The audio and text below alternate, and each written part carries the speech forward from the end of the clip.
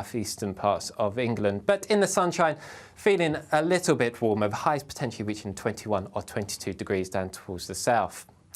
Into the evening, the showers beginning to fade away, so for a lot of England and Wales actually turning drier and clearer. Still going to see some showers for Northern Ireland and Scotland, especially along this band, which will just spread its way southeastwards as we go through the course of the night. Behind it, some blustery winds piling in behind, but for most, actually, temperatures staying in double figures as we start Tuesday morning. Could just fall down to around 5 to 6 degrees in some sheltered spots of England and Wales. So Tuesday morning, we start off with a mixture of cloud and some sunny spells. Still this line of showers, which will spread its way a little bit further into England and Wales as the day goes on. And then for Scotland and Northern Ireland, a mixture of sunny spells and blustery showers. Temperatures for most of us around where they should be for the time of year, but still feeling pleasantly warm in any sunshine across the southeastern corner. That warm feeling inside. From Boxed Boilers. Proud sponsors of weather on GB News. Don't go anywhere. In just a moment, we'll be with you on Britain's Newsroom with Tom and Emily, talking about the biggest news stories of the day, not limited to the Home Office. They've got a lot going on there. They're talking about how they're going to get tough on crime, investigating every single crime. Also, electronic tags for illegal immigrants. What do you make of that? Some big stories to get going. Also, the Trade Secretary's just returned from India. What should be the terms of a big new trade deal with the world's most populous country? All to come on Britain's Newsroom after this. The Live Desk with me, Mark Longhurst. And me, Pip Thompson. It's here Monday to Friday on GB News. From midday, we'll bring you the news as it breaks, whenever it's happening and wherever it's happening, from across the UK and around the world. Refreshing, feisty, but with a bit of fun too. If it matters to you, we'll have it covered on TV, radio and online. Join the Live Desk on GB News, the People's Channel, Britain's news channel. Weeknights on GB News from 6 p.m. You'll always get drama. Please stop, Michelle. I know, yeah. Please stop. Should I just shut up? Romance. You like me, I like you. There you go. There you are. Well, don't tell anybody. Adventure. Etc. That's the whole point. But and action. Sergeant, we're being read by superstar panel that are already at it. They're fighting. It's going to be quite a show. Only on GB News, the People's Channel, Britain's news channel. So Jubes and Kerr, we tackle the issues of the day with real robust debate, both sides of the fence, battling it out with me in the middle with my forthright opinions and views, and often really interesting things happen because you start with a position and then by the end of the debate you find actually, well, I might not have thought about that one. What we need in this country is 2 new political parties. You should maybe think about doing a 2024 calendar. I'm Michelle Dewberry and I'm keeping you company right through until 7 o'clock this evening. GB News, the People's Channel, Britain's watching. Monday to Thursday, 9 p.m. till 11 p.m. Join me, Dan Wootton. I'll bring you the sharpest takes and hottest debates. Do you not believe in prisons? I don't believe in prisons. I'm completely stunned. I guarantee you there'll be no spin, no bias, no censorship. I actually was personally quite offended by it.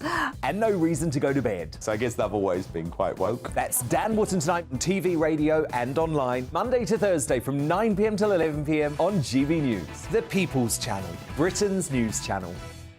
In a world of dull and predictable radio and TV shows. Oh, hi. On Mark Dolan tonight, we've got big guests. We drill into the big stories of the day. The show adds up to a brilliant listening and viewing experience. Mark Dolan Tonight is the most entertaining current affairs show ever, and that's a fact. That's Mark Dolan Tonight, Friday, Saturday and Sunday from 9. Only on GB News, Britain's news channel. Like all families, we have arguments every now and then, but actually we agree on what the mission of GB News is, and that's the most fundamentally important thing. GB News provides the kind of platform that lets all voices be heard. We don't hold back. We're free to say what we really think. Just because some people who live in a tiny little Westminster bubble think that their particular story is important, that's not the most important story for me. And often they will be difficult stories, stories that you won't find on the establishment media. Because what people think in the north of England may be very different to what they're thinking in the home counties. We're going to carry on telling the world what life is really like for households up and down the UK. We love to be in your car, in your kitchen as you're having your breakfast. Whatever you're doing, you are part of the show. If it matters to you, it matters to us. Britain's watching. Britain's watching. Britain's watching. We're proud to be GB News. The People's Channel. Britain's news channel.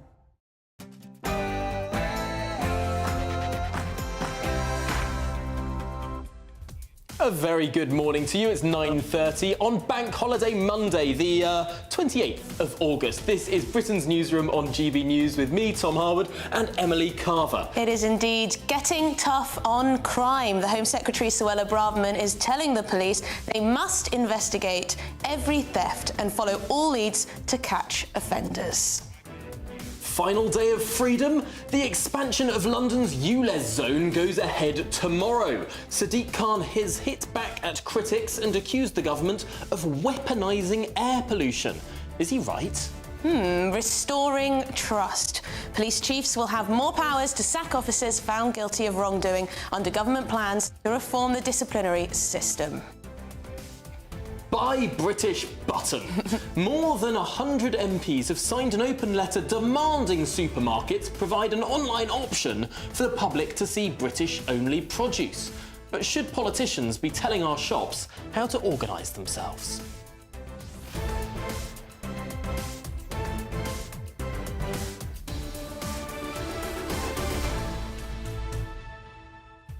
And as always, please do let us know what you think about all of those topics, what you make of the Home Office's, Suella Braverman's announcement there about police actually investigating every single crime. You would have thought that that was their job, but let us know what you think. Email us at gbviews@gbnews.com. But before that, it's your morning news with Theo Jakomba.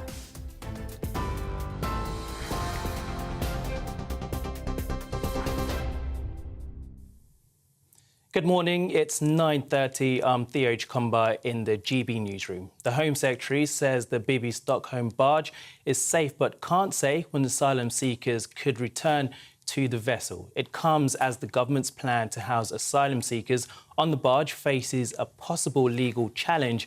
Firefighters from the Fire Brigades Union are accusing ministers of disregarding safety concerns for those on board. The FBU sent a pre-action protocol letter to Suella Braverman describing the vessel as a potential death trap. Miss Braverman has until Thursday to reply.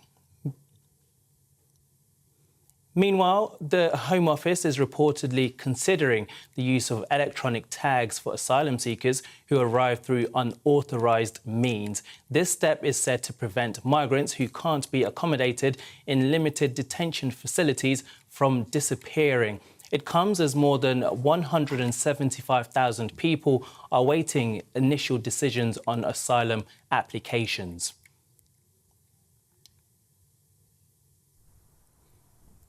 Police in England and Wales are promising better investigations and reduced crime by thoroughly pursuing all reasonable lines of inquiry. This means considering evidence like CCTV, doorbell videos and phone tracking to catch suspects and recover stolen items. It's part of the government's efforts to enhance policing. Senior Conservative MPs are urging an end to internal conflict after the resignation of the Culture Secretary and her critical remarks about the Prime Minister. Nadine Dorries accused Rishi Sunak of leading a zombie parliament and betraying Conservative principles. The MPs say ongoing disagreements could negatively impact the party's chances in the upcoming general election.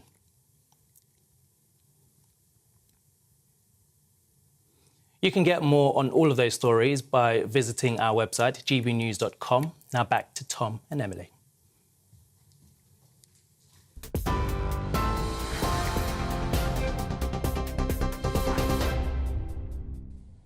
A very good morning to you. This is Britain's Newsroom here on GB News. My name's Tom Harwood and I'm with Emily Carver this morning, standing in on your Bank Holiday Monday.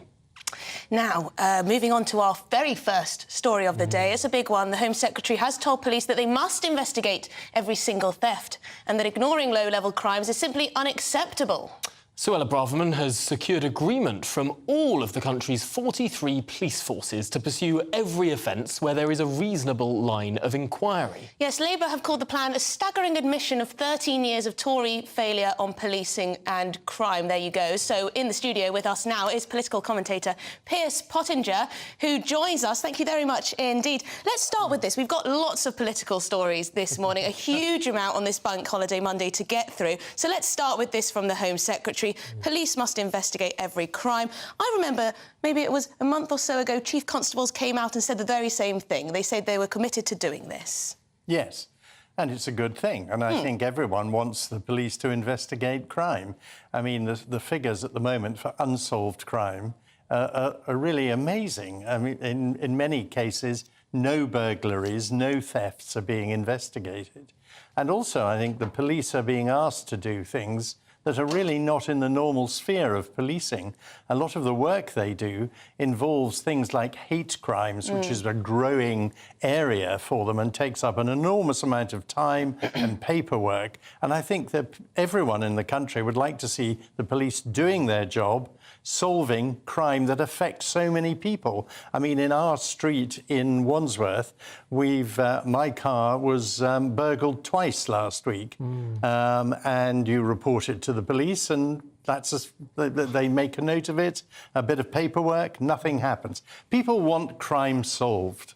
It is extraordinary, though, that sort of the government are almost admitting failure on this point. You've got the Home Secretary talking two anecdotes much like yours on the front page of the Telegraph today, saying that people are very often given a police crime reference number and then told go on your merry way. I mean, this surely, from a political communications perspective, it's maybe not the best thing for the government to be highlighting. Well, I mean, Labour do have a point. 13 years and we haven't seen any progress.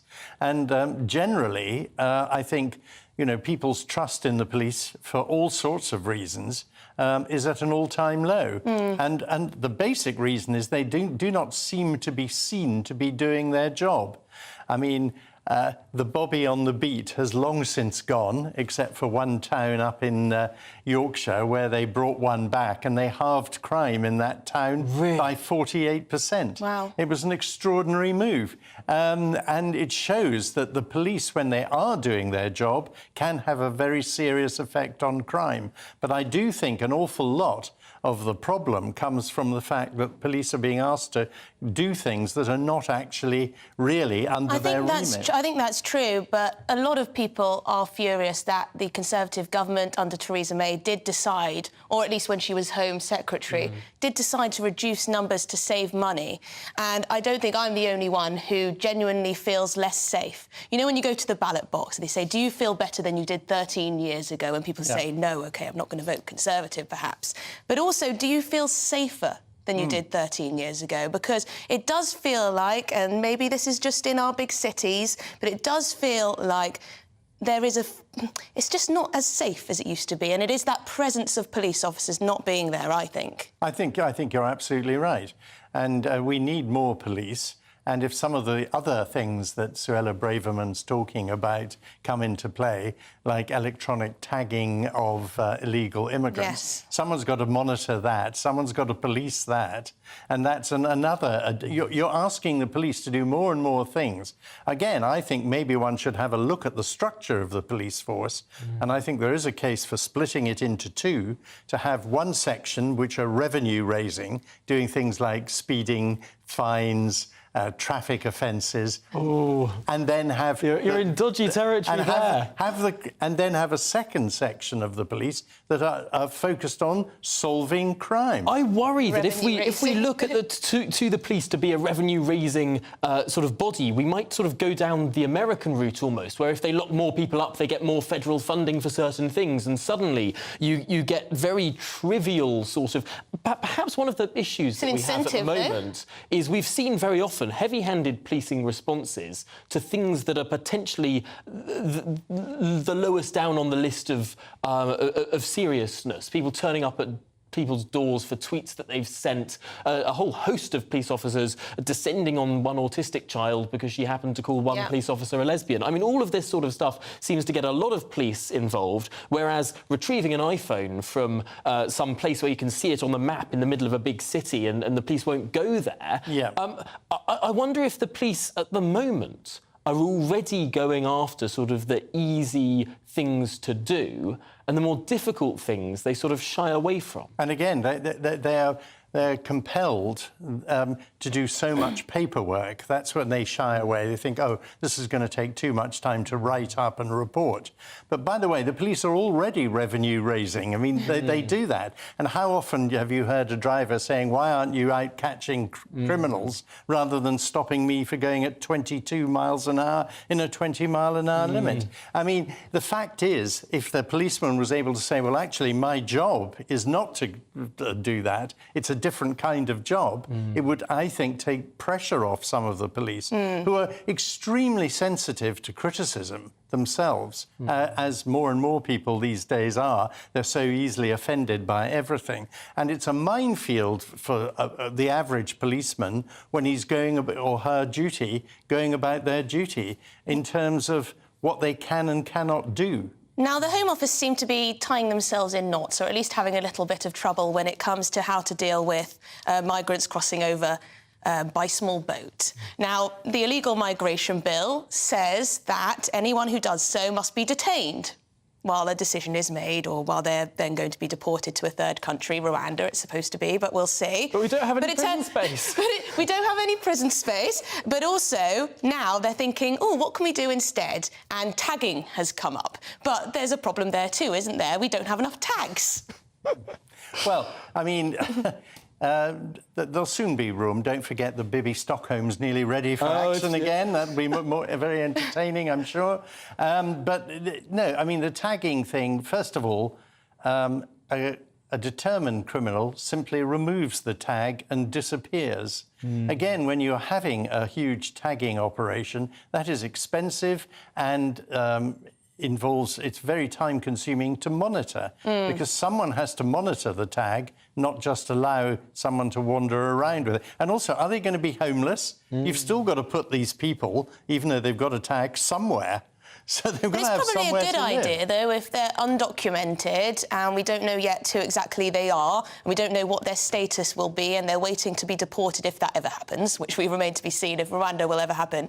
But surely it's good for security, good for safety to have an idea of where they are with these GPS trackers. Surely it's not beyond the wit of man to make more? Or is there something morally dubious about this? I don't know that there's something morally dubious about it, but I'm sure that a lot of human rights campaigners and NGOs will say this is restricting people's freedom. And but if they're in a detention centre, they're very restricted. So, yes, you could say it gives them more freedom. But again, I go back to the point, they've still got to live somewhere. Are we just going to have thousands of homeless people wandering around with tags? That's surely ridiculous. And it is all a function of the fact that we're taking 2 years in some cases to process these people, rather than making a quick decision saying, are you a legitimate refugee? Good, then stay here and either, actually probably preferably, go and get a job. Yeah, there are lots of vacancies in this country, infuriatingly. There are potentially hundreds of thousands of job vacancies in this country, particularly for low-skilled work, and yet we have all of these people sitting in this state of limbo, unable to work, forced to be put up by the taxpayers' This is where we pound. really disagree here, Pierce, because I don't think that you can allow people who have come illegally to this country to work when we have a visa system. It makes an entire mockery of it. Also, many people are undocumented. You can't just have people who are not sure of their identity working in small businesses around the country. Then we can deport the ones who are illegitimate, keep the ones who are legitimate, and let the ones who are legitimate work. But the whole point of the illegal migration bill is, if it ever comes to fruition, is that if you arrive by that means, then you're automatically deported to Rwanda or back home or to a third country. So if you let them work, then that completely is contradictory with the government's plan. Well, I think you're just demonstrating how complex this issue is. It's not as straightforward as one would like it to be. Also, in terms of processing these asylum seekers, they have to go through a very long process, and tracking down background and verifying their claims is a painstaking business, and normally also obstructed by dubious lawyers representing some of these people. And again, one is amazed at how they are able to afford these lawyers. It's staggering. We used to do this in a week. We used to get these cases seen to in a week, and now it takes up to 2 years. Now, putting someone on a barge for a week, I don't think anyone can have a problem with. But having someone on a barge for 2 years, you can see why these groups then, and why the Fire Brigades Union and why everyone else starts to get in a tiz about it. So much to talk about there. But, of course, the other enormous story that broke over the weekend was, after around 80 days, the immediate resignation of Nadine Dorries from Parliament has come into fruition, or at least it will, we assume, when Parliament returns next week. Yeah. Well, I mean, Nadine Dorries this is a very carefully orchestrated promotional campaign for her book, which she's relying on being a bestseller. HarperCollins are publishing it on the 28th of September. And surprisingly, that's going to coincide probably with the by-election and just before the Conservative Party conference. It's all designed to have maximum impact to promote her book, which is called The Plot. And that's not about a piece of land somewhere. It's supposedly a sinister plot to get rid of Boris Johnson. Sunak's plot. And I actually thought Boris Johnson had to leave because he misled Parliament on more than one occasion. But no doubt Nadine's explosive book, as it's described, will be extremely exciting and interesting. But I really doubt it. A lot of people at home might think, hang on, Nadine Dorries is actually someone who, a lot of people who've worked with her have said is a very hard-working, diligent minister, someone who's served in Parliament for a long, long time, and has some very legitimate concerns about the way in which many of our recent prime ministers have been removed, not by the people, but by plots within Parliament. Well, yeah, I mean, she's trying to make it all sound much more sinister than it is. Also, her ministerial experience. I mean, she's asking what Rishi's achieved. What's she achieved?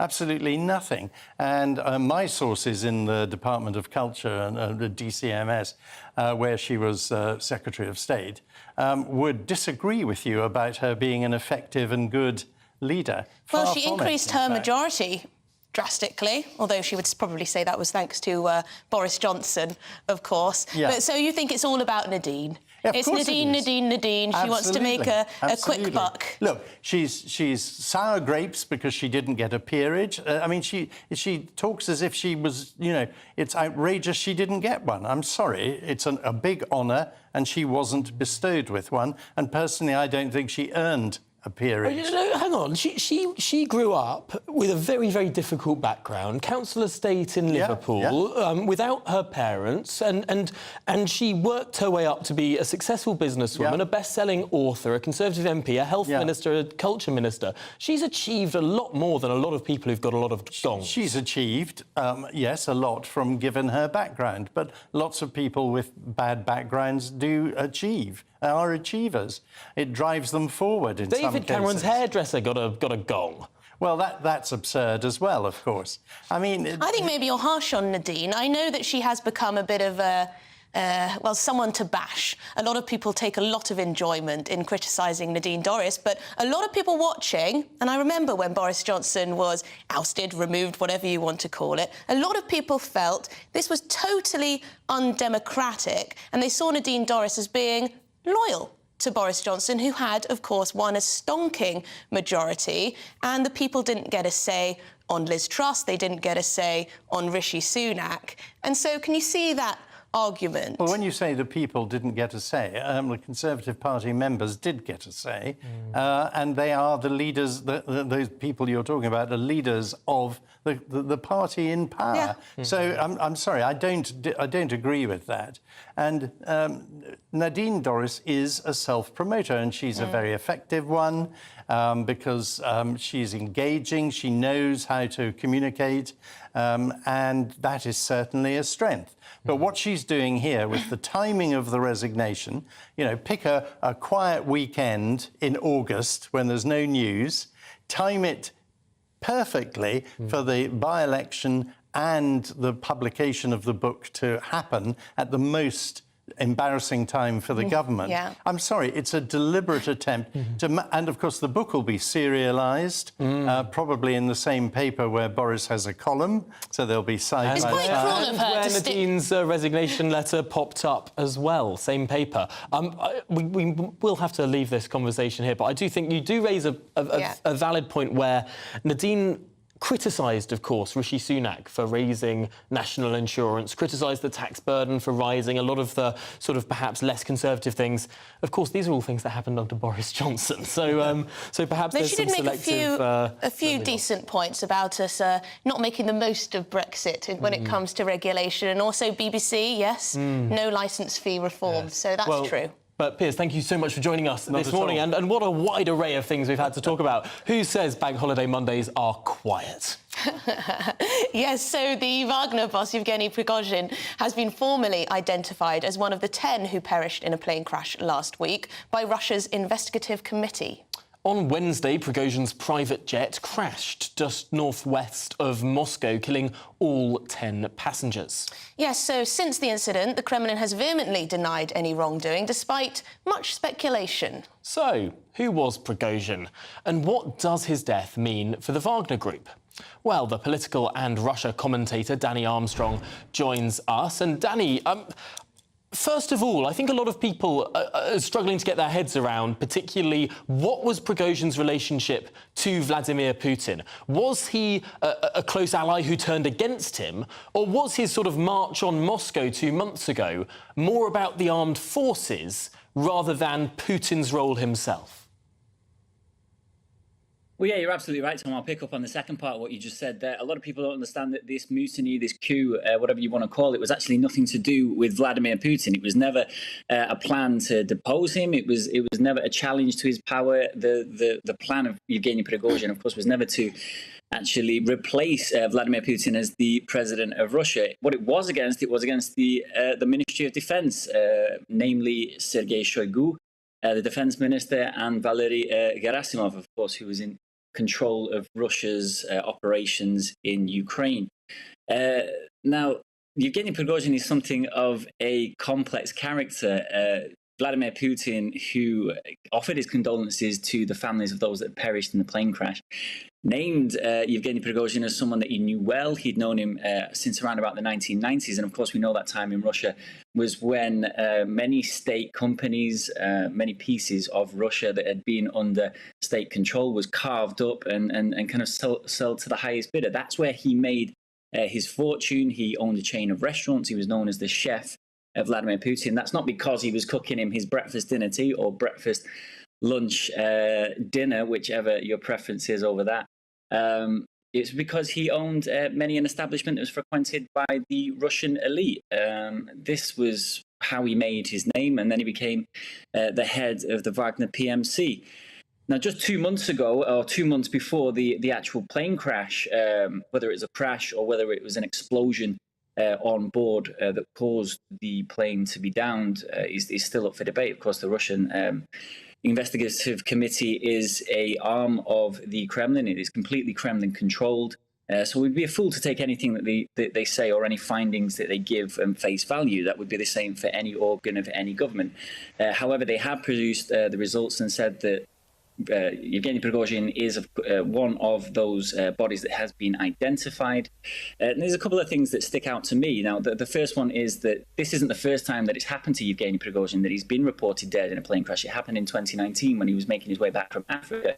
Back then, he resurfaced a few days later. But this is different because the Russian state has announced that he is officially dead. And it would be it would cause some red faces if of course, he reappeared in a few days. So that is quite significant. Also, the other thing is when Vladimir Putin was offering his condolences, it was the first time since the mutiny to the plane crash that he'd referred to Yevgeny Prigozhin by name. Now, he hadn't done that before since the mutiny. He has done that characteristically about Alexei Navalny. Yevgeny Prigozhin was one as well, because he mounted his first serious threat to Vladimir Putin in the time he's been in power. That was significant because he saw him as a threat. Now, whether he referred to him by name because he knows now he won't be a threat because he's dead, I mean, that could be quite a significant Freudian slip. Now, whether that's true or not, that's another matter. There's lots of speculation surrounding this incident. Thank you, Danny. Sadly, we're squeezed for time. I have so many questions I wanted to ask you, so hopefully we can speak again. Thank you very much indeed for your time, Danny Armstrong. Lots to talk about. Fascinating stuff. I just can't get my head over how normally what is a very slow end of August has turned into an incredibly busy news day. So much to talk about, so much more coming up on the programme, so don't go anywhere. We'll be back after this. A brighter outlook with Boxed Solar. Proud sponsors of weather on GB News. Good morning. Welcome to your latest GB News weather forecast. I'm Craig Snell. Well, looking ahead to today, it's a dry and brighter day for most of us. Still a little bit of rain from time to time, but certainly feeling a bit warmer. So we start the day with some mist and fog around, also some fairly grey skies for parts of the Midlands and central southern England. But a lot of us seeing some sunny spells. However, the cloud will tend to bubble up as the day goes on. Also the risk of a few showers, especially across parts of Scotland, Northern Ireland, maybe even southeastern parts of England. But in the sunshine, feeling a little bit warmer, highs potentially reaching 21 or 22 degrees down towards the south. Into the evening, the showers beginning to fade away, so for a lot of England and Wales actually turning drier and clearer. Still going to see some showers for Northern Ireland and Scotland, especially along this band, which will just spread its way southeastwards as we go through the course of the night. Behind it, some blustery winds piling in behind, but for most, actually, temperatures staying in double figures as we start Tuesday morning. Could just fall down to around 5 to 6 degrees in some sheltered spots of England and Wales. So Tuesday morning, we start off with a mixture of cloud and some sunny spells. Still this line of showers, which will spread its way a little bit further into England and Wales as the day goes on. And then for Scotland and Northern Ireland, a mixture of sunny spells and blustery showers. Temperatures for most of us around where they should be for the time of year, but still feeling pleasantly warm in any sunshine across the southeastern corner. A brighter outlook with Boxed Solar. Proud sponsors of weather on GB News. What you get for breakfast is something that, if we do our jobs right, you will wake up to news that you didn't know the night before. It's a conversation. It's not just me and Eamon. We want to get to know you, and we want you to get to know us. From 6, it's Breakfast with Eamon and Isabel. Monday to Thursdays on GB News. Britain's news channel. Westminster is going around in ever-decreasing circles, followed by the media. Britain is broken. How on earth did we get into this mess? But more importantly, how do we get out of it?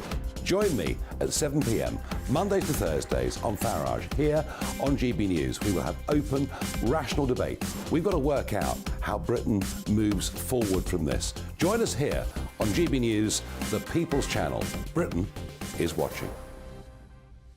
When the news happens, it happens here. And really important breaking news. Breaking news this morning. On TV, radio and online, the news starts here on Britain's Newsroom. All the biggest stories and the answers that you need from across the UK and beyond. Join Britain's Newsroom from 9:30 on GB News. The People's Channel, Britain's news channel.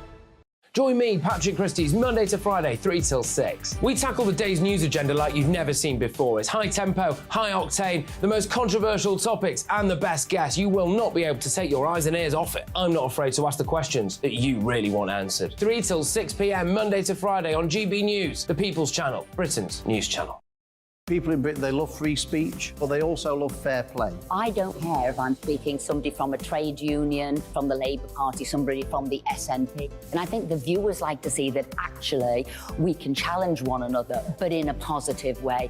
We think we ask the questions that people want to ask, and often we ask the questions that we wanted to ask in Parliament but never got the chance to ask. So join us every Saturday, 10 a.m. till noon on GB News, Britain's news channel. Hi, I'm Dan Wootton. You can watch me live on GB News Monday to Thursday from 9 p.m. And did you know that you can also watch and listen live on our website, gbnews.com. You'll always be up to date on the latest breaking news, as well as enjoying the best stories, opinions and shows. You can even join the debate under our live player as you're watching. So head straight to gbnews.com on TV, radio and online. GB News, Britain's news channel. It's all about family, being in people's living rooms, all the interaction and getting to know who our viewers and listeners are. When I was young, my dad used to say, Nana, stop arguing. I wanted an outlet that would enable me to give my opinion. People are going through a really hard time right now, and I know that you don't feel like you're being listened to by the establishment. I came to GB News because it's the people's channel, and I want the audience to have their say on the events of the day. We're dynamic. We do something different. Democracy shows that the wisdom of the nation is in its people. I get to travel to find out what the story is from a personal perspective. The British people aren't fools. We know when we're not being told the full story. We've got to work out how Britain moves forward from this. Is the best country in the world. The establishment had their chance. Now we're here to represent your views. Britain's watching. Britain's watching. Britain's watching. We're proud to be GB News. The People's Channel. Britain's news channel.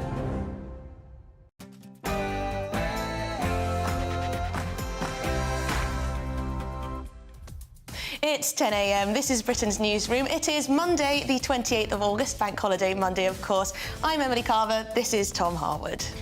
And coming up today, getting tough on crime. The Home Secretary, Suella Braverman, is telling police they must investigate every theft and follow all leads to catch offenders. Right. Some might think, why aren't they doing that already? Indeed. Now, final day of freedom. The expansion of London's ULEZ goes ahead tomorrow. Steve Khan has hit back at his critics, accused the government of weaponising air pollution. Does he have a point? Restoring trust. Police chiefs will have more powers to sack officers found guilty of wrongdoing under government plans to reform the disciplinary system. And buy British button. More than 100 MPs have signed an open letter demanding supermarkets provide an online option for the public to see British-only produce, should politicians be telling our shops how to organise themselves.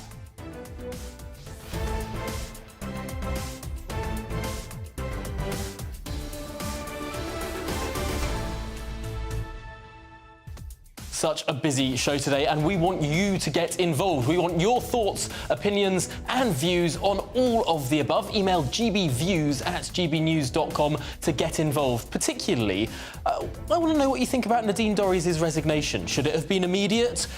Is the criticism of her correct? Get your thoughts in and we'll read some out in about 5 minutes' time. But before all of that, here's your morning news with Theo Chikomba.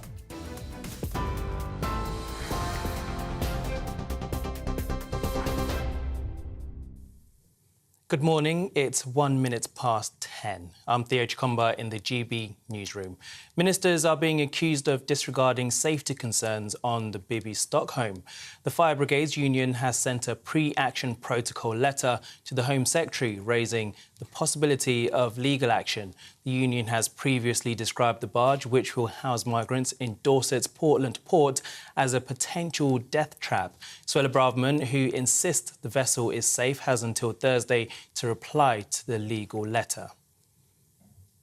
Meanwhile, the Home Office is reportedly considering the use of electronic tags for asylum seekers who arrive through unauthorised means. This step is said to prevent migrants who can't be accommodated in limited detention facilities from disappearing. The Times newspaper says the government prefers the electronic tagging idea over cutting financial support, which could lead to migrants facing destitution. Police in England and Wales are promising better investigations and reduced crime by thoroughly pursuing all reasonable lines of inquiry. This means considering evidence like CCTV, doorbell videos and phone tracking to catch suspects and recover stolen items. It's part of the government's efforts to enhance policing. Home Secretary Suella Braverman says it would be a step toward delivering victim-focused, common-sense policing the public deserve.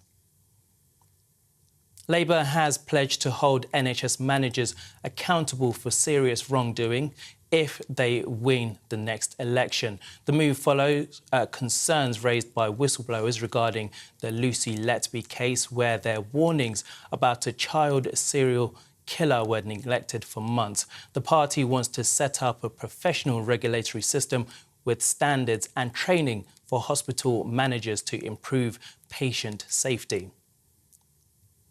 Senior Conservative MPs are urging an end to internal conflict after the resignation of the former Culture Secretary and her critical remarks about the Prime Minister.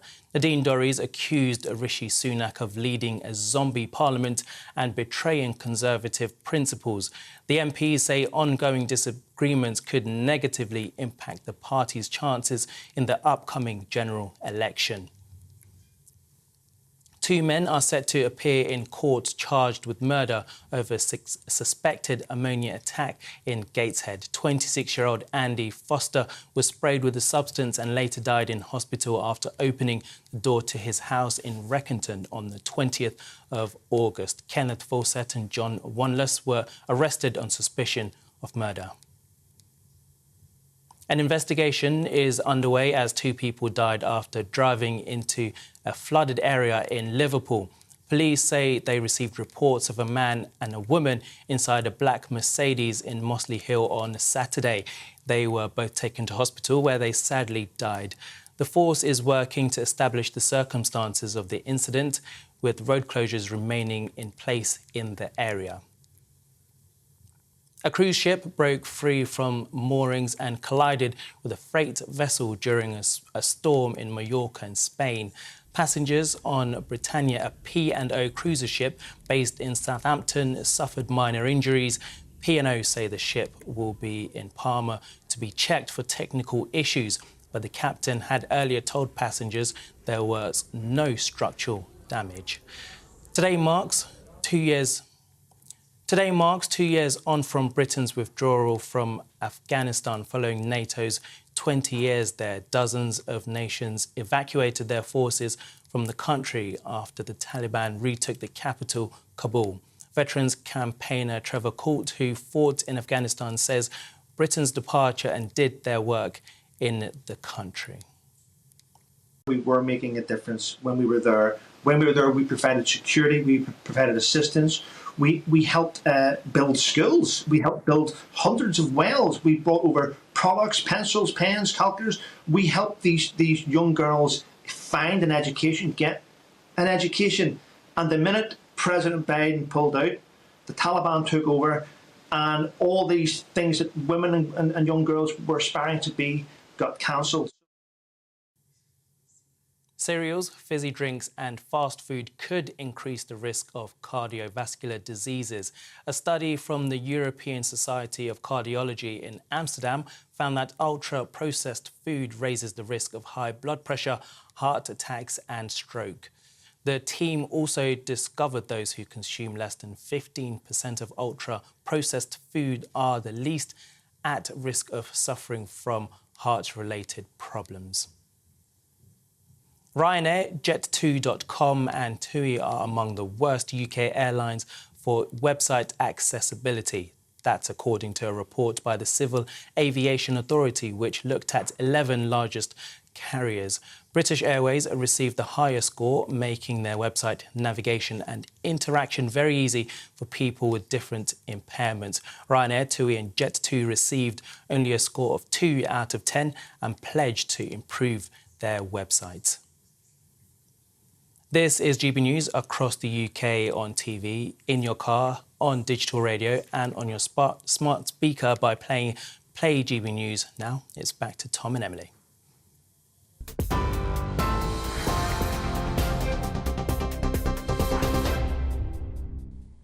Welcome back to Britain's Newsroom here on GB News, keeping you company this bank holiday Monday. Now, lots of you have been getting in touch about what's been already going on in the programme, particularly on this issue of Nadine Dorries. Was she in the right? Was she in the wrong? Was her resignation letter too scathing? In the inbox, it does look like there are a lot of Team Nadine at home watching and listening to our show. Team Nadine. Lots of Team Nadine. Emily, that'll be on a T-shirt by the end of today. There we go. £5 to me. me. But Dawn has written in to say, people are really looking forward to Nadine Dorries' book. Her brilliant and accurate resignation letter makes for a good appetizer. And also, we've got Steve, who's written in to say, although this is a deliberate attempt to embarrass Sunak and promote herself, there's a lot of truth in what she says. And people can see that in the fact that Boris and Liz were victims of a plot by Sunak and Hunt. That's the thing, both things can be true. It can all be about me, Nadine, but also that doesn't say that necessarily everything she said was wrong. Leon says Nadine Dorries has achieved in life, so respect goes out for her for that. But sadly, this has been overshadowed by her tantrum and throwing her perceived protected characteristics about when she didn't get her own way. I've got no time for victims. So is Nadine playing the victim card? And indeed, David has written in to say, why are you defending someone so out of her depth? She didn't even know how Channel 4 was funded. Her resignation letter shows self-absorbed, vindictive woman. We're lucky she wasn't elevated. But Jeff says, just for some balance, says Nadine has paid Rishi back for his lack of support to her. So there you go. Lots of stabbing in the back, left, right and centre. That is Tory politics. I'm actually delighted that we've got really strong opinions coming in on all sides here. That's exactly what this programme is about. Please do get in touch if you think someone is completely in the wrong or indeed in the right. I think it's about time we spoke to Christopher Hope about what's going on in the Home Office, particularly what Suella Braverman is... Oh, fantastic backdrop, Christopher. Chris, first of all, before we get into exactly what you're here to talk about, it's a shiny new studio that you're sitting in. What's this? Oh, no, he can't hear us. Oh, no. Oh, well, just as we're talking, of course, teething problems with the new Westminster studio. What I was, of course, referring to is we've got a new studio in Westminster opening up. But sadly, our political editor there is incommunicado. No, well, we'll see if we can see if we can establish those lines. But in the meantime, we do have Charlie Rowley. Oh, yes, we do. Of course, the former special advisor to Michael Gove. And, Charlie, we were going to talk to Chris about this rather extraordinary press release from the Home Secretary saying the police are actually going to start doing their job. Is it a wise thing for the Home Secretary perhaps to point to the fact that many people think they haven't been? I think it is, actually, because I think for too long, and by the way, I would never be able to articulate myself in this story as well as Chris would, so I hope you can establish the communication with Chris, I'm sure you will. But I think it is important to highlight this, because for too long there are too many crimes that do get reported by the public, things where individual items are stolen, whether it's a phone, whether it's your watch, whether it's a car, whether it's a personal possession.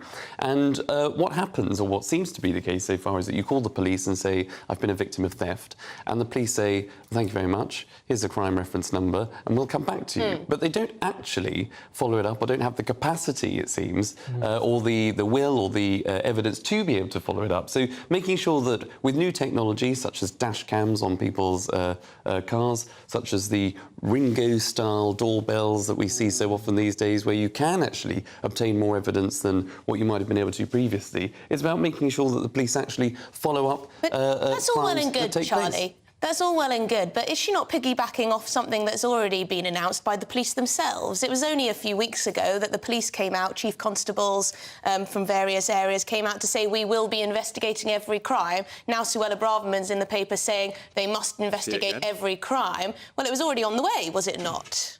Well, it's good to see the Home Secretary and the Police Federation in agreement with each other. Not always the case. Exactly. So I think it's always good to see harmony amongst our police chiefs. Isn't that the problem, though? Because very often people think the police aren't doing something, this must be the Home Secretary's fault. Whereas, of course, the police have operational independence. It's a very important part of the way our country is run, that the police can't tell, that the politicians can't tell the police, do your job in this way, go and arrest that person. That's the way that Russia runs. That's the way that nefarious countries run. Is it not right that there has been a certain degree of operational independence in the police? And shouldn't it be, therefore, the police and crime commissioners that we're really going after, rather than the Home Secretary? Well, I think that's absolutely right. And I was, you cut me to the quick on the police and crime commissioners, because they are the ones that ultimately have to set the police and crime plan for their local authority, for their local area. They are democratically elected by the people to make sure that they are holding the chief constable of each police force across the country to account, and to make sure that the police chiefs across the country are dealing with the kinds of crime that the public want them to tackle. A lot of this has been about the Metropolitan Police, and I wonder if the Police and Crime Commissioner for London has been a little bit too busy with trying to charge cars £12.50 a day than looking at the police, because, of course, this is Sadiq Khan's job.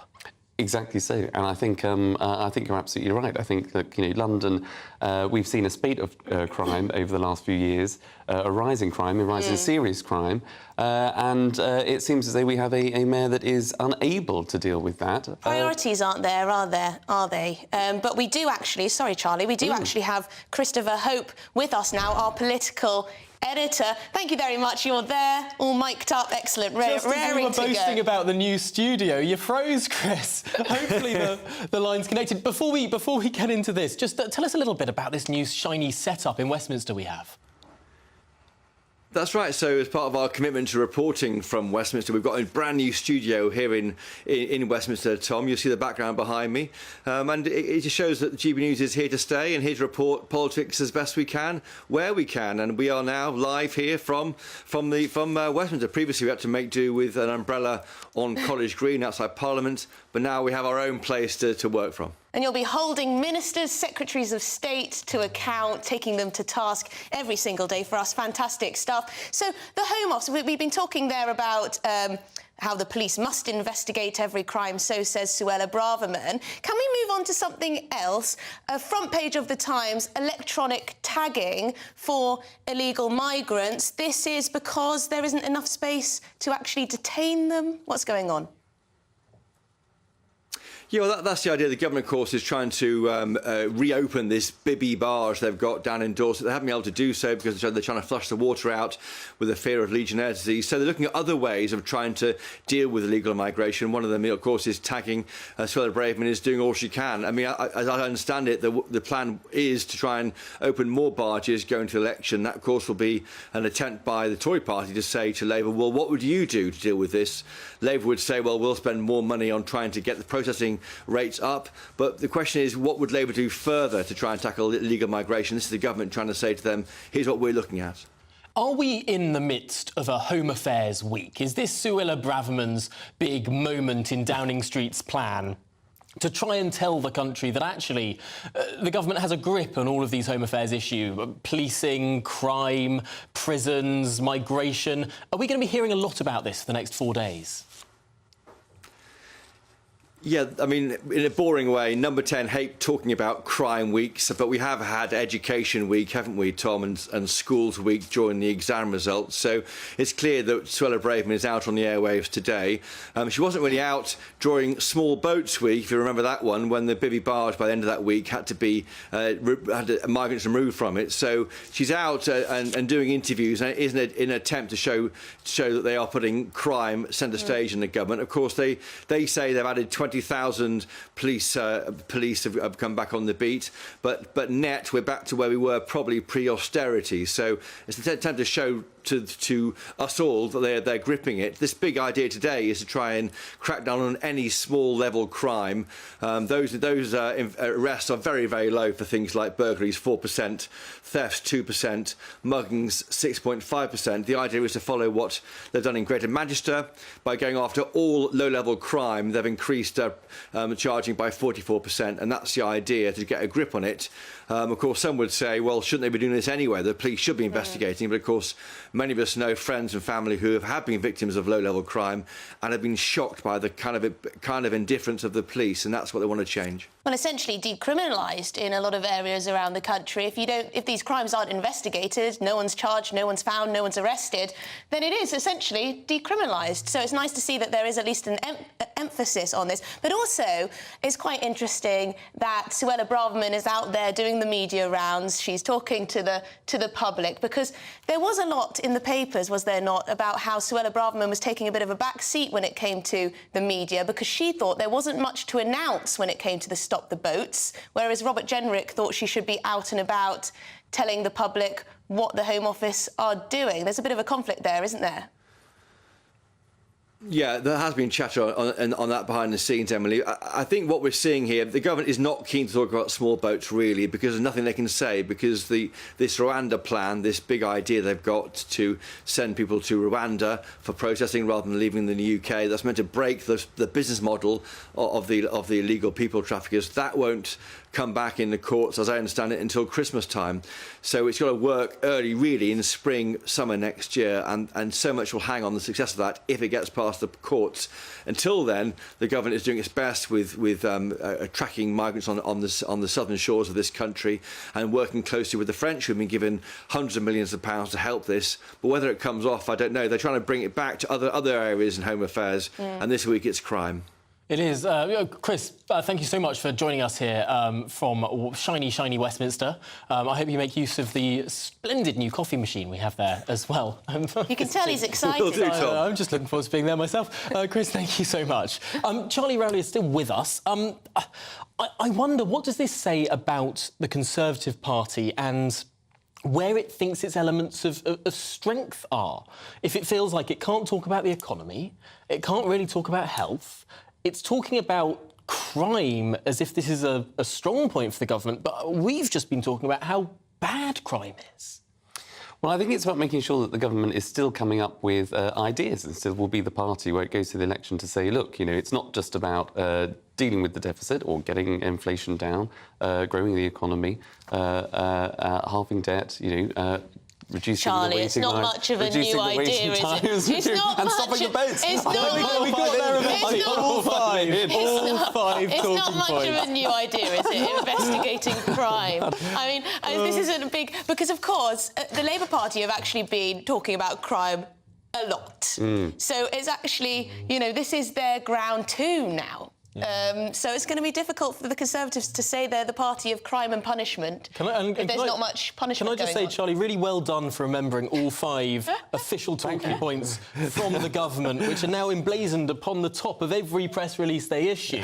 Although I have to say that Keir Starmer has 5 missions for his government. When I last interviewed Emily Thornberry, I asked her, what are the 5 missions? She got about 2 of them. Oh, Emily. So perhaps it is a common strategy that's working from the government. People can remember the 5 missions for Rishi, but they can't really put their finger on what the ones are for the Labour Party. But they can also tick them off, can't they, and say hold them to account. Yeah. Although, you know, inflation is going down. There is perhaps a silver lining emerging there, and but the boats very much are still coming, so that's a cross in that box. Thank you to Charlie, and indeed your memory as well. Much appreciated this morning on Britain's Newsroom. Thank you very much indeed. So still to come, another story about the police. Police chiefs will have more powers to sack officers found guilty of wrongdoing under government plans to reform the disciplinary system. So will this restore your trust in the police, or is that gone forever? Well, you're with Britain's Newsroom on GB News.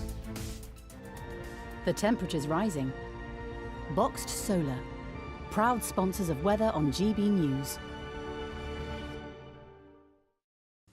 Hello there, I'm Greg Dewhurst and welcome to your latest GB News weather forecast. For the rest of the Monday, there'll be some bright or sunny spells. Lots of places will be dry, but there will be still a few showers around, but not as heavy and as frequent compared to yesterday. Through the next few days, generally low pressure is in charge. We'll see showers or some longer spells of rain, but fairly dry out there for the rest of Monday afternoon. A lot of cloud around. There will be some bright or sunny spells at times, perhaps most likely across eastern parts of England. A few showers too, particularly across northern parts of Wales into Northern Ireland, southwest Scotland too, 1 or 2 of them on the heavier side. Despite the cloud, temperatures lifting to the low 20s, around about 22 Celsius towards the southeast, 18 to 20 further north and west. Into this evening time, we'll see a band of rain approach northwestern parts of Scotland. This could be heavy at times, and then this will slowly push its way southeastwards across the rest of Scotland into Northern Ireland too. Some showers across western parts of England and Wales, but generally cloudy skies for most, and this will keep temperatures up generally in the low double figures across the board. So we've got this weather front that's snaking its way slowly southeastwards across the UK through Tuesday morning, slowly pushing outbreaks of showery rain southeastwards, behind it turning brighter with scattered showers, quite blustery across the northwest of Scotland. Driest conditions perhaps towards the far southeast, and here temperatures reaching around 21 or 22, a little fresher further north and west. The temperature's rising. Boxed Solar, proud sponsors of weather on GB News.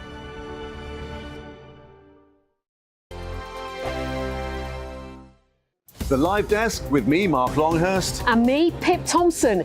It's here Monday to Friday on GB News. From midday, we'll bring you the news as it breaks, whenever it's happening and wherever it's happening, from across the UK and around the world. Refreshing, feisty, but with a bit of fun too. If it matters to you, we'll have it covered on TV, radio and online. Join the Live Desk on GB News, the People's Channel, Britain's news channel.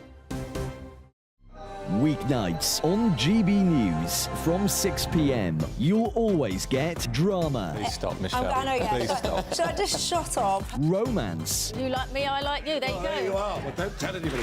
Adventure. Etc. That's the whole point.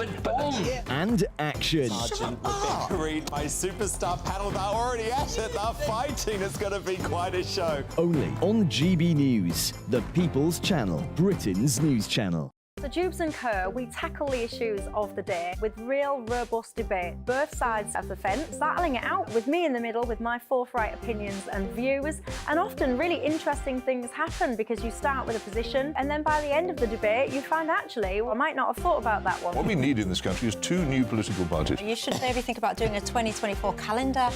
I'm Michelle Dewberry and I'm keeping you company right through until 7 o'clock this evening. GB News, the People's Channel, Britain's watching. Monday to Thursday, 9 p.m. till 11 p.m. Join me, Dan Wootton. I'll bring you the sharpest takes and hottest debates. Do you not believe in prisons? I don't believe in prisons. I'm completely stunned. I guarantee you there'll be no spin, no bias, no censorship. I actually was personally quite offended by it. And no reason to go to bed. So I guess they've always been quite woke. That's Dan Wootton tonight on TV, radio and online. Monday to Thursday from 9 p.m. till 11 p.m. on GB News. The People's Channel, Britain's news channel. In a world of dull and predictable radio and TV shows.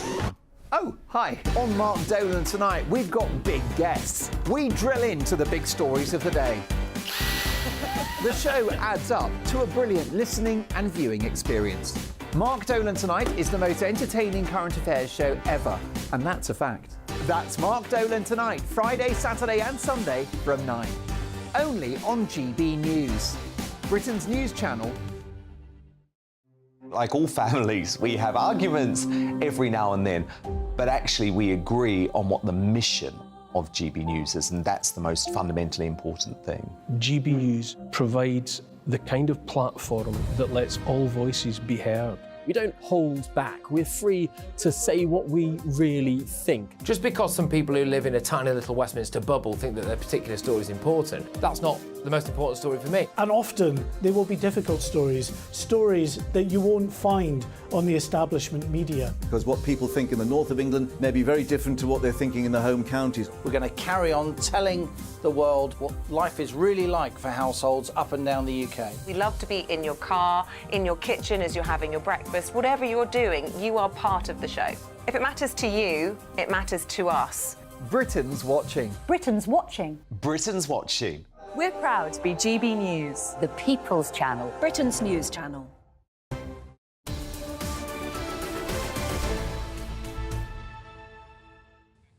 Very good morning. It is 10:27 and you're with Britain's Newsroom here on GB News with me, Tom Harwood, and with Emily Carver. You are indeed. Now, police chiefs will have more power to dismiss officers found guilty of wrongdoings. That's a proposal that will be announced today by Downing Street. I like the word wrongdoings. I do like wrongdoings. Sort of Victorian, isn't it? It's soft.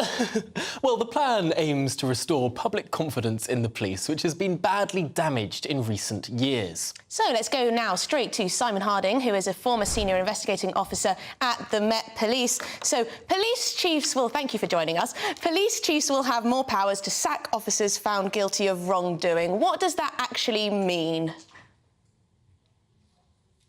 Well, the system has been changed back in 2016. It was similar to that, where police chiefs presided over misconduct hearings, and they would have the ability to make a decision, what was called the judge and jury at that point, by the police themselves. That was kind of looked at and thought, well, is that transparent enough that the police are doing their own work inside their own organisation around misconduct? So they brought in legally qualified lawyers to preside over these misconduct hearings. Now we're going back again, it would seem, to the fact that we want a quicker system, a more streamlined system to get rid of officers. Like you say, wrongdoing probably isn't the word, but these are misconduct hearings, and they can be all sorts of levels, from minor misconduct to gross misconduct, or those that we've seen in the news who have committed criminal offences. Now, of course, the plan is to try and restore some public confidence in the police, but I'm just sort of getting the sense that this is unlikely to do that. Ian has emailed in to say, trust in the police gone forever. Is there more that the police need to do than simply speeding up these kind of disciplinary hearings? Yeah, this isn't the be all and end all to restore public confidence. I mean, this is a very, very minor part. But I think those that were in, when I was in the police and I retired a couple of years ago, those that are in it now that I speak to, they want these bad people gone. Those that are disruptive, those who's not just, when you're talking about serious misconduct, but those that are, in other ways in their policing lives, poor for the police, they're poor performance, they don't perform, they don't do what they're supposed to do, they don't investigate crimes properly, and therefore they lose evidence, whatever it might be. They want those people out. And they want, the good, because what that does is that it has, in any organisation, doesn't it, a cause and effect, where if people that are poor performer or bad are allowed to fester within an organisation, those that are, want to do the right thing become very disheartened by it. And they, and the problem with the police is not necessarily, the speed. It's now the retention. That's the biggest problem that they face, is retaining those officers that are good, experienced officers that can do, in your other part you were talking about, Suella Braverman's talking about, investigating every crime. These officers that can do that and can help those younger officers with less experience are wanting to leave. Simon, now there have been some egregious cases of serving police officers committing heinous crimes, and that is where the trust has gone in some respects. But do you worry, as I do, that sometimes we paint the whole police force with the same brush, and we talk of institutional problems which seem to paint every police officer in the same light, when actually maybe is it a case of a few bad apples that should have been rooted out? But that is not to say that most police officers, the vast majority, are good serving officers. Yeah, 100% agree with that. It's very disheartening to be in the police when you look at those cases of, I worked on Wayne Couzens' case before I retired, and I was there when we discovered who he was, and not just who he was as a person, but the fact he was a police officer. And there were people crying because they just thought, well, this has come on the back of another case I dealt with, the officers that took photographs of the two girls who were murdered in North London, and produced selfies on WhatsApp groups. We went through it, and we still are going through quite a bad period. And of course, those officers that are, as you say, the majority of officers are hardworking. They choose that career because they want to help people. That's basically it, isn't it? That they want to do something in their community. And of course, and Sir Mark Rowley said it before, hasn't he? That, he didn't think that the whole organisation was institutionally racist. He didn't want to use that phrase, because in that same way that you're saying there, he doesn't want to say to his officers that I think you are all the same, because I know you're not. There are some bad apples, as they call them, and they need to be get rid of quicker. And that's the real problem here, is getting that misconduct, getting those investigations done quicker. There are people spending a year on suspension. That's far too long. And I think that just that's the process that needs to speed up. Yeah. Well, Simon, thank you so much for your thoughts this morning. I'm afraid we're going to have to leave it there, but some really, really interesting things to mull over there. And of course, if you I think the police can build back trust. I think they can, and I think a lot of the problems are from the government top down. Yeah, there's this question: is it institutional? Is it bad apples? What are your thoughts? gbviews@gbnews.com is the email address to write into. We'll get to those in just a bit, but here, in the meantime, is your morning news with Theo Chikomba.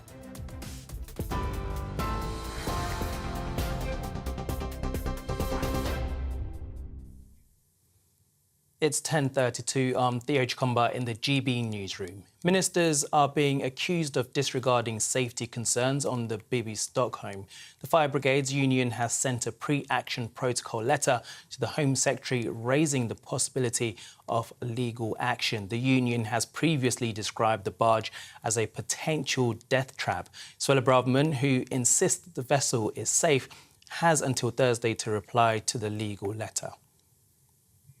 Meanwhile, the Home Office is reportedly considering the use of electronic tags to monitor asylum seekers who arrive in the country illegally. The Times says officials have been asked to find ways to prevent the thousands of people who arrive on small boats from absconding.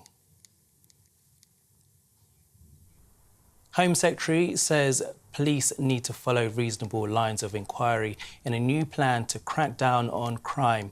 Forces in England and Wales will have to consider all the potential evidence, including CCTV, doorbell videos and phone tracking, to catch suspects and recover stolen items. Suella Braverman says it will be a step towards delivering the victim-focused common-sense policing the public deserve. A number of people have been injured after a cruise ship broke free from its moorings during a storm in Spain. Passengers on board the P&O Cruises Britannia were treated by medical staff after the ship collided with a petrol tanker in Palma in Mallorca. P&O says the ship will stay in the port to be checked for technical issues, but the captain had earlier told passengers there was no structural damage. You can get more of all of those stories by visiting our website, gbnews.com.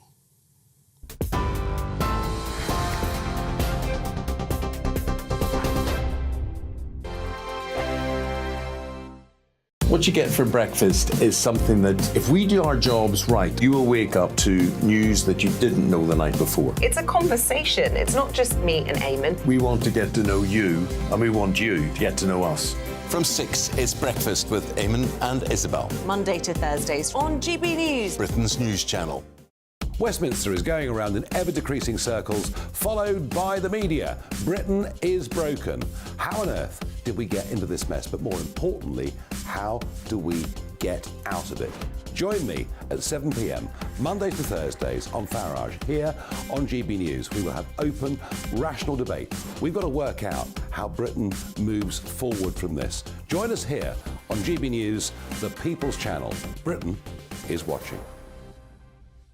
When the news happens, it happens here. And really important breaking news. Breaking news this morning. On TV, radio and online, the news starts here on Britain's Newsroom. All the biggest stories and the answers that you need from across the UK and beyond. Join Britain's Newsroom from 9:30 on GB News. The People's Channel, Britain's news channel. Join me, Patrick Christie's, Monday to Friday, 3 till 6. We tackle the day's news agenda like you've never seen before. It's high tempo, high octane, the most controversial topics and the best guests. You will not be able to take your eyes and ears off it. I'm not afraid to ask the questions that you really want answered. 3 till 6 p.m, Monday to Friday on GB News, the People's Channel, Britain's news channel. People in Britain, they love free speech, but they also love fair play. I don't care if I'm speaking somebody from a trade union, from the Labour Party, somebody from the SNP. And I think the viewers like to see that actually we can challenge one another, but in a positive way. We think we ask the questions that people want to ask, and often we ask the questions that we wanted to ask in Parliament but never got the chance to ask. So join us every Saturday, 10 a.m. till noon on GB News, Britain's news channel. Hi, I'm Dan Wootton. You can watch me live on GB News Monday to Thursday from 9 p.m. And did you know that you can also watch and listen live on our website, gbnews.com. You'll always be up to date on the latest breaking news, as well as enjoying the best stories, opinions and shows. You can even join the debate under our live player as you're watching. So head straight to gbnews.com on TV, radio and online. GB News, Britain's news channel. It's all about family, being in people's living rooms, all the interaction and getting to know who our viewers and listeners are. When I was young, my dad used to say, Nana, stop arguing. I wanted an outlet that would enable me to give my opinion. People are going through a really hard time right now, and I know that you don't feel like you're being listened to by the establishment. I came to GB News because it's the people's channel, and I want the audience to have their say on the events of the day. We're dynamic. We do something different. Democracy shows that the wisdom of the nation is in its people. I get to travel to find out what the story is from a personal perspective. The British people aren't fools. We know when we're not being told the full story. We've got to work out how Britain moves forward from this. It's the best country in the world. The establishment had their chance. Now we're here to represent your views. Britain's watching. Britain's watching. Britain's watching. We're proud to be GB News. The People's Channel. Britain's news channel.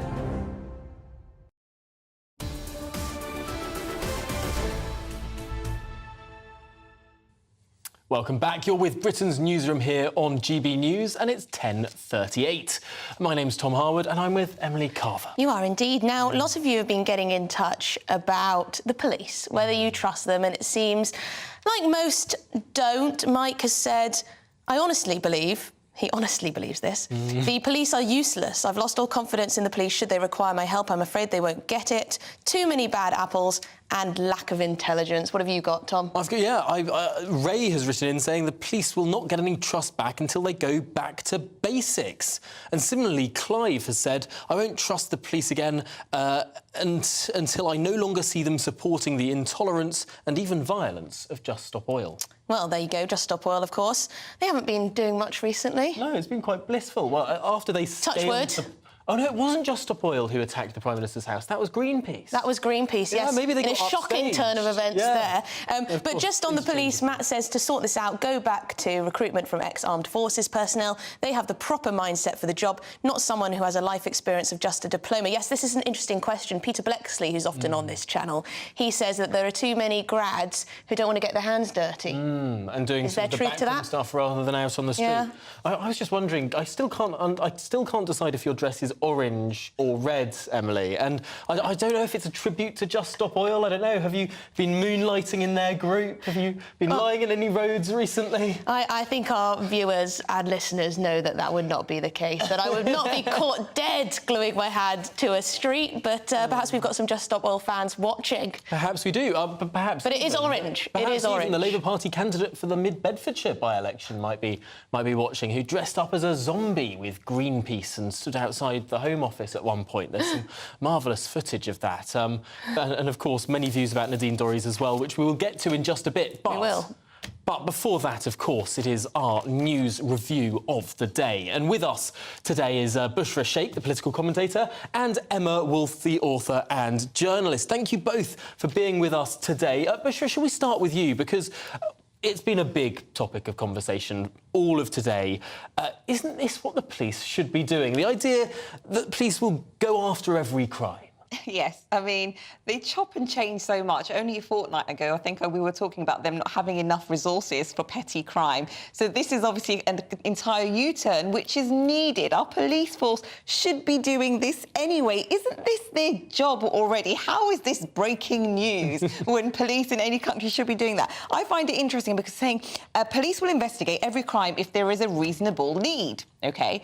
Surely somebody telling you that a crime is taking place somewhere is a reasonable enough need for them to do a job. So although it's a positive thing, I'm still sceptical. Well, that's a get-out clause, essentially, isn't it? It is. Because you could say, oh, sorry, Miss Jones, we don't have a reasonable lead. Here's your crime reference number, and off you go. But Emma, isn't there a point here that the police do need to sort of triage to a certain extent? They will need to put more resources into violent crime, perhaps, than crime that isn't violent. Yes, but there is also the broken windows theory that we've known about for decades, where when you have an area that becomes very run down, when you have an area that's being smashed up, regularly, properties broken into, bikes stolen, all these kind of petty crimes, antisocial behaviour, all of that leads to more crime. It perpetuates crime. It sort of engenders a sense of lawlessness. It engenders a sense that, there are no police around here, no one follows anything up.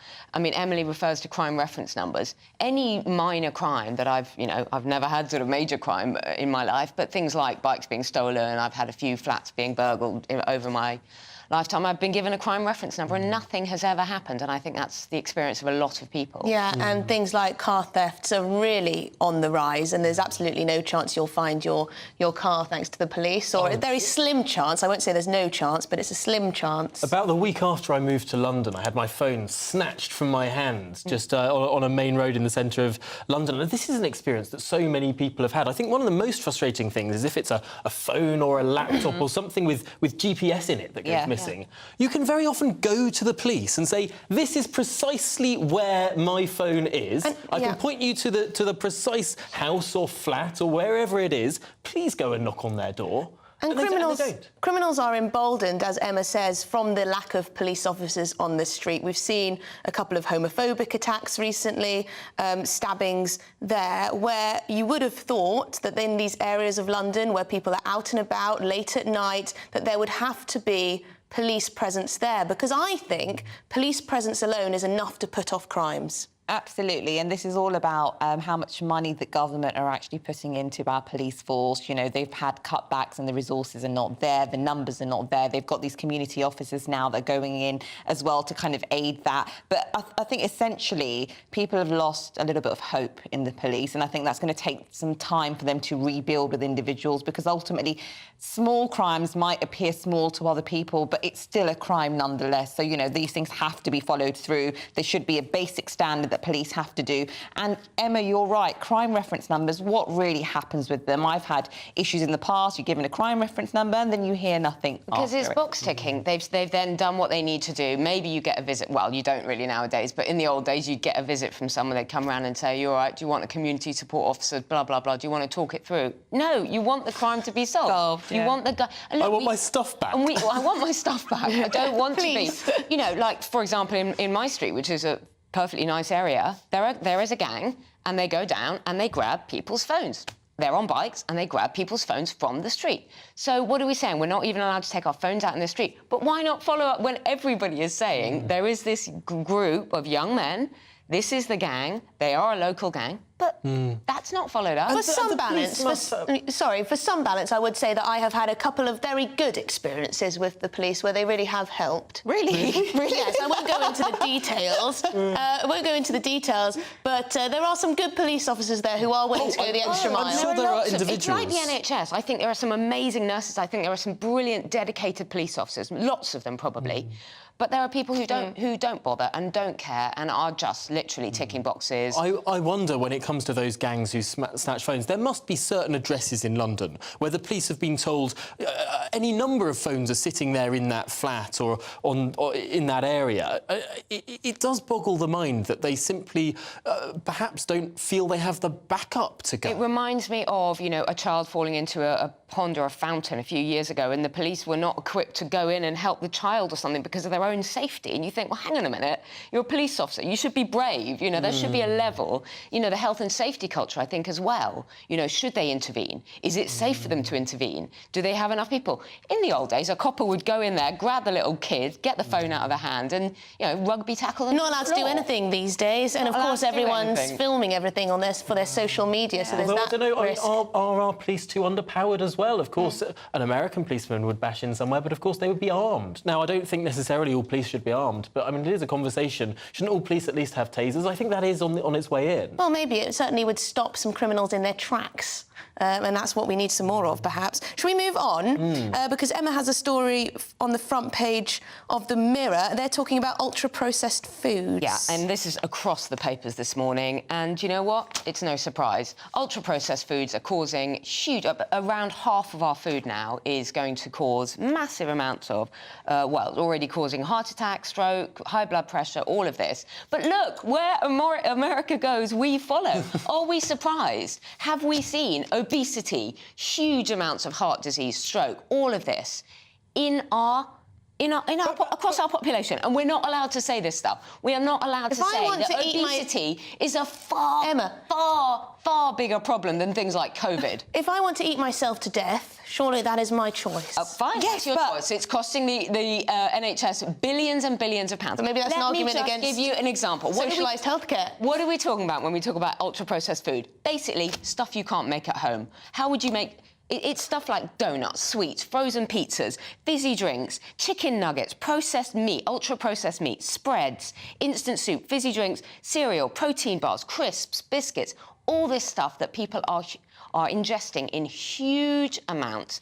We're not allowed to say it. We're not even allowed to use the word fat. Hang on, I just used the word fat. Dare I say it, that everyone on this desk probably eats what quote-unquote ultra-processed food. Oh, yeah. We probably so I eat think it's cereals. more about the quantity. We probably... Yeah. And none of us are overweight. Is this not sort of down to an individual to sort of take care of themselves? Look, ultimately, I mean, the baseline of this entire discussion, because I'm really passionate about food and the way people exercise, is that being fat and lazy is an actual business model. And they want to keep people lazy and fat because then they will give you lots of medicines to say you can get thin. And all of these retail takeaway restaurant joints would just keep giving you dodgy food to eat. It's a business model. It works. So you think it's part of a big conspiracy? It's a massive Our scam. society is obesogenic. Look at an airport. What is in an airport? Basically, you're meant to arrive, sit down, start eating, and eat for 8 hours, basically. Cafes, restaurants, bars. Oh, and then you get on the plane. Do you want some snacks? Do you want this? Do you want that?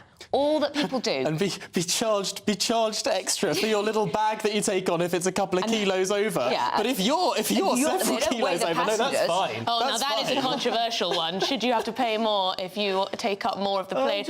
I don't think so. But Tom, you make the point that everybody on this panel is slim or not overweight. That is because every single day we have that thought process, actually, I won't just keep eating. It's very easy just to keep eating and eating and eating and to be...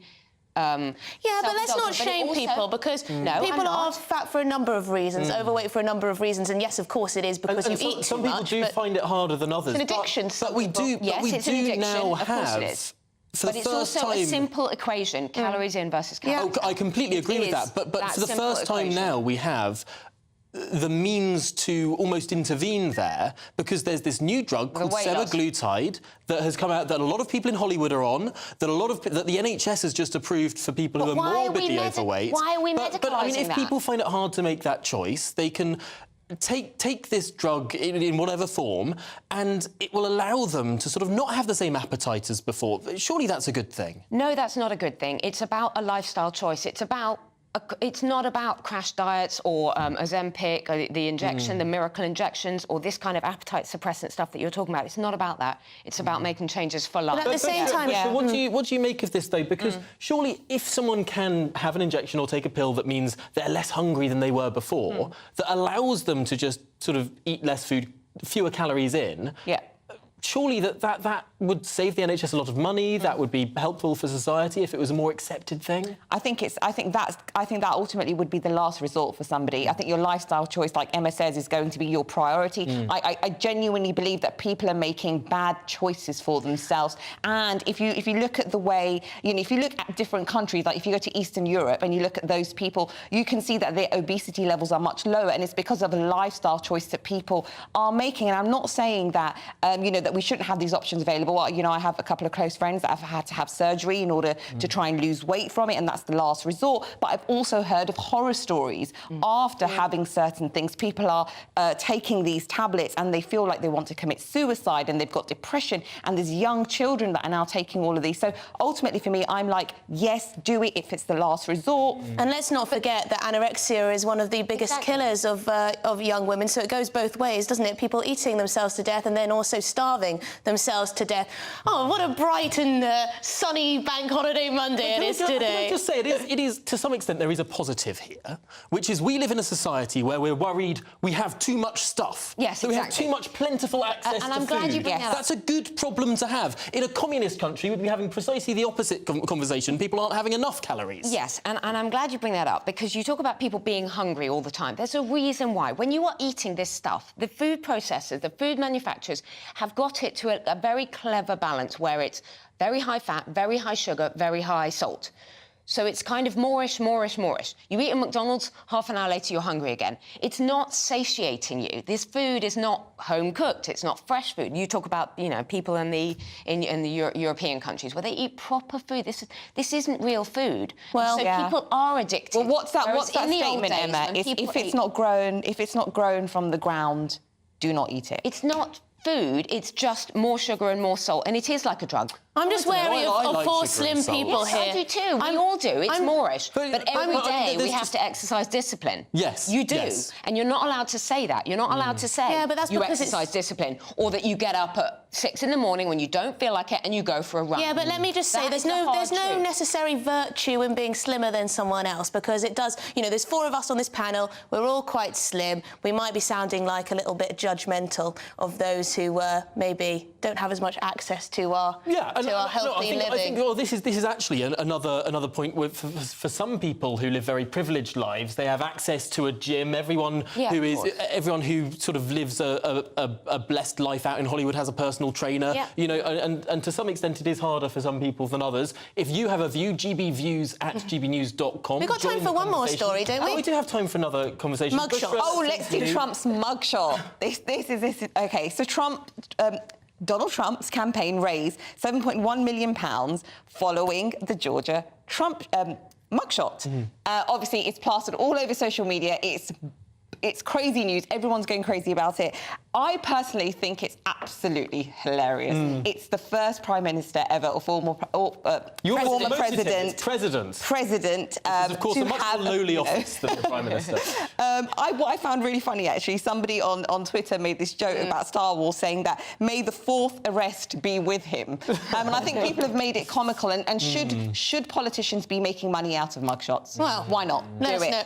Let us know at home. Yes, well, I'm afraid we've only got about 30 seconds left, so perhaps, Emma, a word on this? Well, I'm just sad about Ramaswamy. He was my hero last week, and now I just don't like him anymore. I find him self-satisfied, smug. I think Trump will definitely not choose him as running mate. I just don't like him at all. He's gone from absolute hero in my book to zero. Yeah, well, I think a lot of people said he did well in the debate. I think he came across like, well, as Chris Christie said, like the personification of ChatGPT. Right, we've got more to come in the next hour. We are GB News, Britain's news channel. I'm Emily, he's Tom. Looks like things are heating up.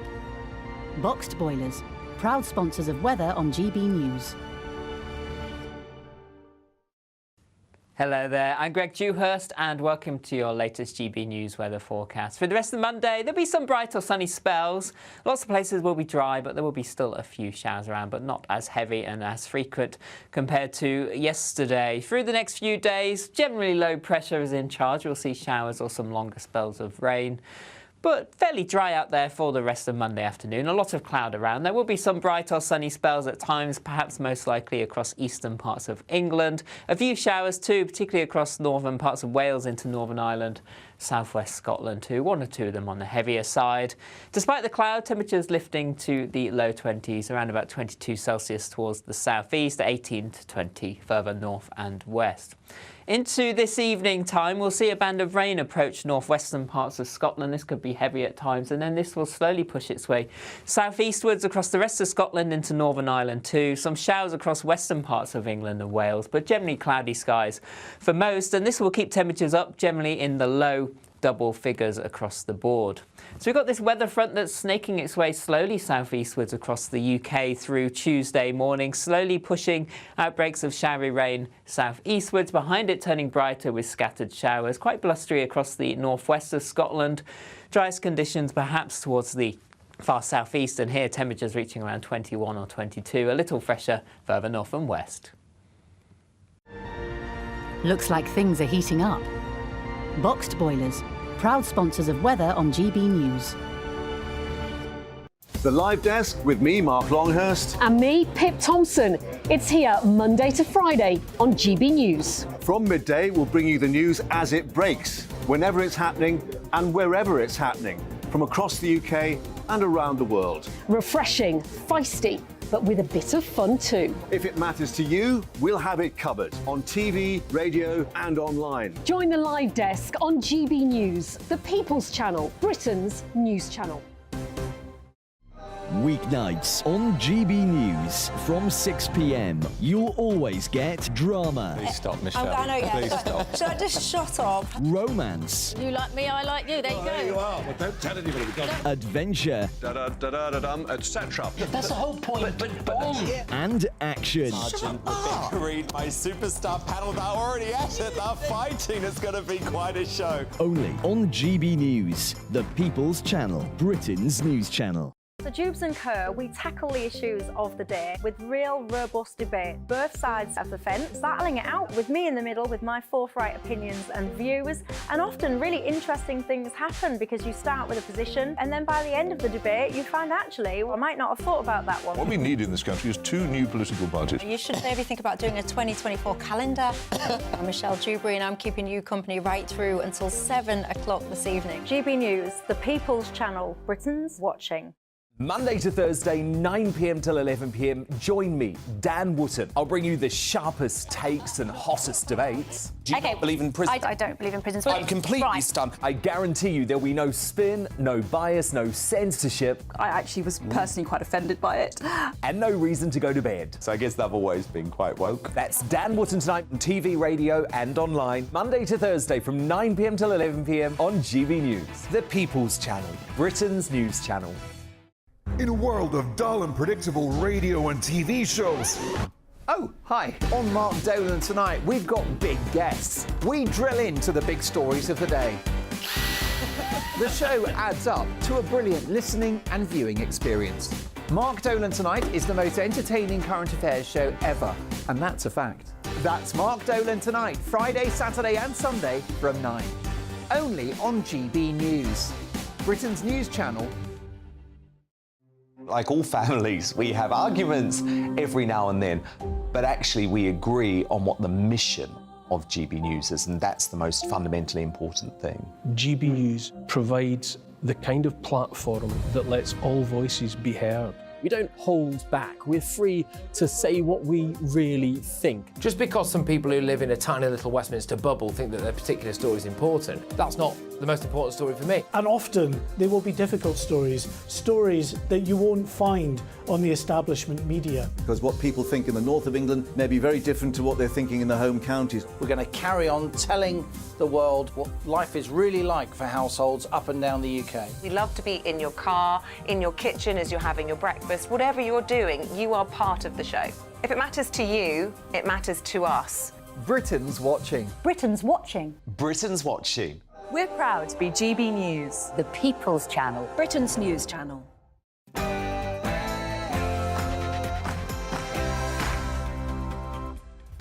It is 11 a.m. This is Monday, the 28th of August, Bank Holiday Monday, Britain's Newsroom on GB News with Tom Harwood and me, Emily Carver. Well, coming up today, getting tough on crime. The Home Secretary, Suella Braverman, is telling the police they must investigate every theft and follow all leads to catch offenders. Might be nice, eh? Final day of freedom. The expansion of London's ULEZ goes ahead tomorrow. Sadiq Khan, he's hit back at his critics, accused the government of weaponising air pollution. Is he right? Buy British button. More than 100 MPs have signed an open letter demanding that supermarkets provide an online option, a button perhaps, for the public to see British-only produce. But should politicians be telling our shops how they should run themselves? And trumped-up charges. The Fulton County District Attorney is set to outline her evidence against Donald Trump at a court hearing today. But in the strange world of American politics, will this be a hit or a boost for the former president?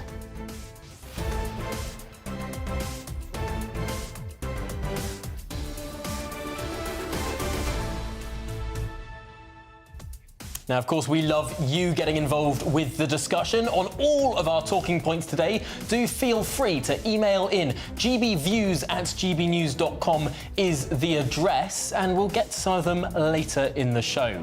But for now, it's your news headlines coming up.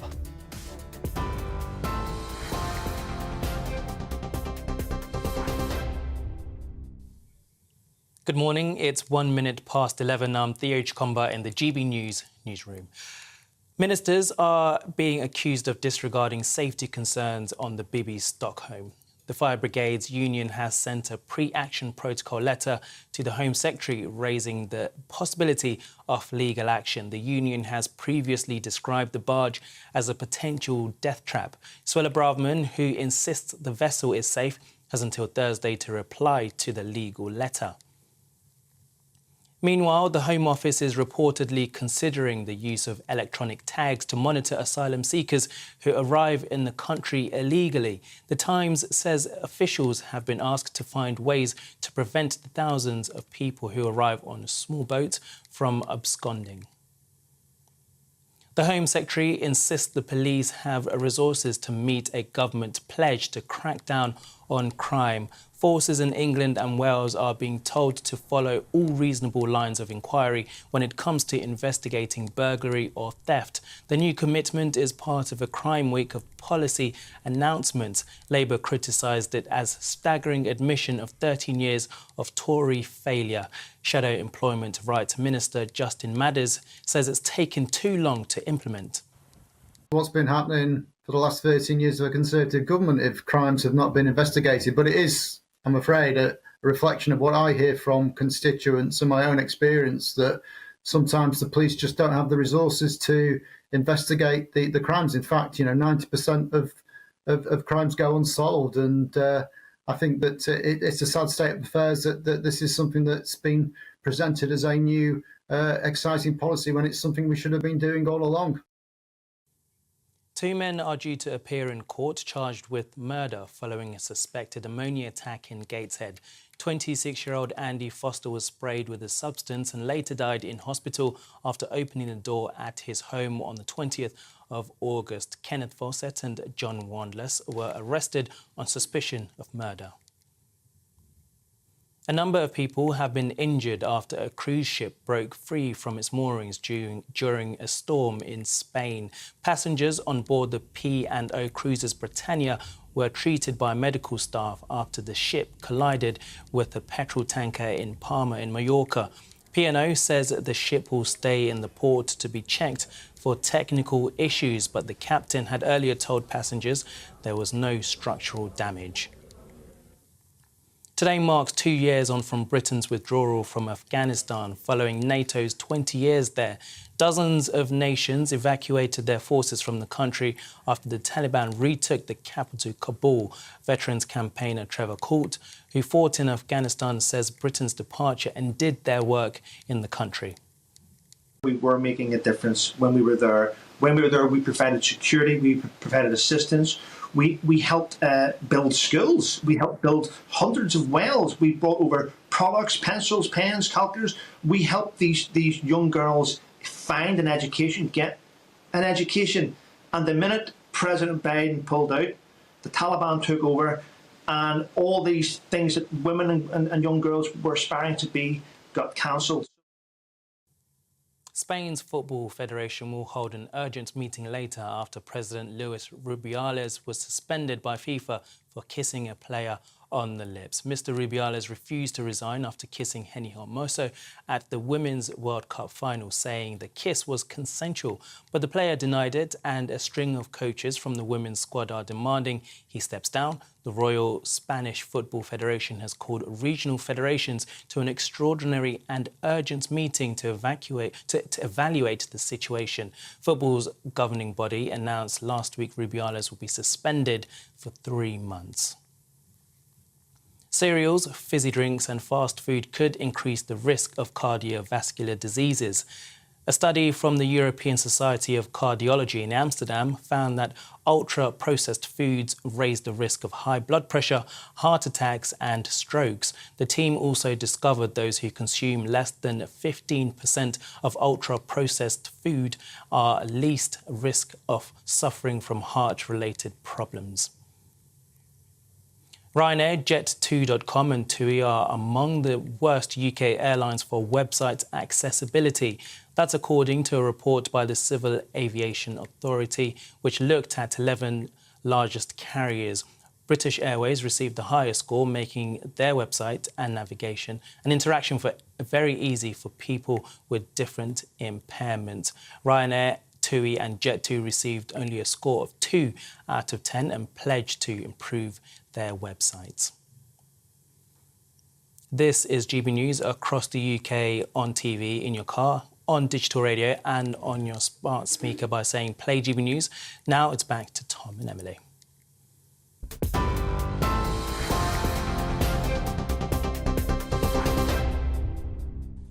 Welcome back to Britain's Newsroom. Now, I have to say the inbox has lit up in the last 10 minutes or so. So let's dive in to what you've been saying at home. We were talking, of course, about the so-called ultra-processed foods. Now, I've got a bit of a problem with that definition because what's a process? Slicing bread is a process. Doing anything to anything, probably chopping up a carrot is a process. I mean, come on. But, well, I don't think they're talking about carrots. But yes, I think some people in the inbox thought that some members of the panel were perhaps being a little bit judgmental when it came to some of the reasons why people unfortunately have put on weight or can't lose it. I mean, Jim has got in touch. No, not Jim, sorry. Joanne has got in touch. She says, I'd like to dispute that the only reason the nation is becoming obese is due to what they eat and lack of exercise. I'm on medication for mental health and it makes it extremely difficult to lose weight even though she's eating healthily and exercising. And this is the problem with these kind of discussions, because it's very easy to say, oh, well, I'm slim because I exercise and I don't eat too much, but people have very, very different circumstances. Another person has written in to say he has arthritis, so as much as he would like to exercise, get down to the gym and shed some pounds, it's very difficult. Yeah, no, I don't think anyone's disagreeing that it's more difficult for some people than others, but I think it is fundamental to always take a step back and think that this conversation is always calories in, calories out. And I think that is an important point to mention. Indeed, William has written in to say that actually we talk some nonsense on this programme, saying you don't have to be privileged to have a healthy lifestyle, just have some common sense. That's the view of William. Well, there you go. Some people have more sympathy than others with those who are unfortunately a little bit overweight. But there you go. Keep your views coming in. We'll take them. We'll receive them. We will. Actually, I do just want to reference Ken. Hi, Ken, who's written in to say, I've noticed that none of my emails are being read out. Am I persona non grata? No, Ken, it's just we're getting quite a lot of emails. So sorry if not every single one of yours gets read out, but I hope that has satisfied you. And just finally... Yeah, keep them coming, please do. We'd love to read them. A funny one from Alan that I just picked up. I can't understand why people drive to a gym to use a treadmill. Well, some people like to run in a dry... area rather than outside. Oh, no, but it did rain yesterday. It did rain yesterday. Sometimes it's easier to just go on the treadmill. Not everyone can have their treadmill at home, although that would be nice. There's something quite romantic about running in the rain. Maybe for you, not for me. Anyway, the Home Secretary has told police they must investigate every theft and that ignoring low-level crimes is simply unacceptable. Yeah, Suella Braverman has secured agreement from all of the country's 43 police forces to pursue every offence where there is, quote, a reasonable line of inquiry. Labour have called the plan a staggering admission of 13 years of Tory failure on policing and crime. So what do you make of this? Political commentator Stephen Carlton-Woods is with us now. So, Stephen, your reaction to Suella Braverman saying that all police forces must investigate every single crime, including things like thefts.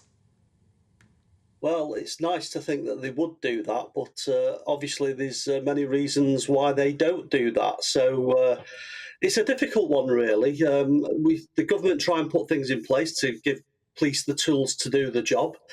But then you've got like the Police Association that'll look at reasons why they can't do the job. So it's a very difficult situation, I think. It is a difficult situation, but I think a lot of people sitting at home would be thinking, hang on, aren't the police meant to be investigating every crime anyway? Isn't this sort of an announcement of frankly, the obvious?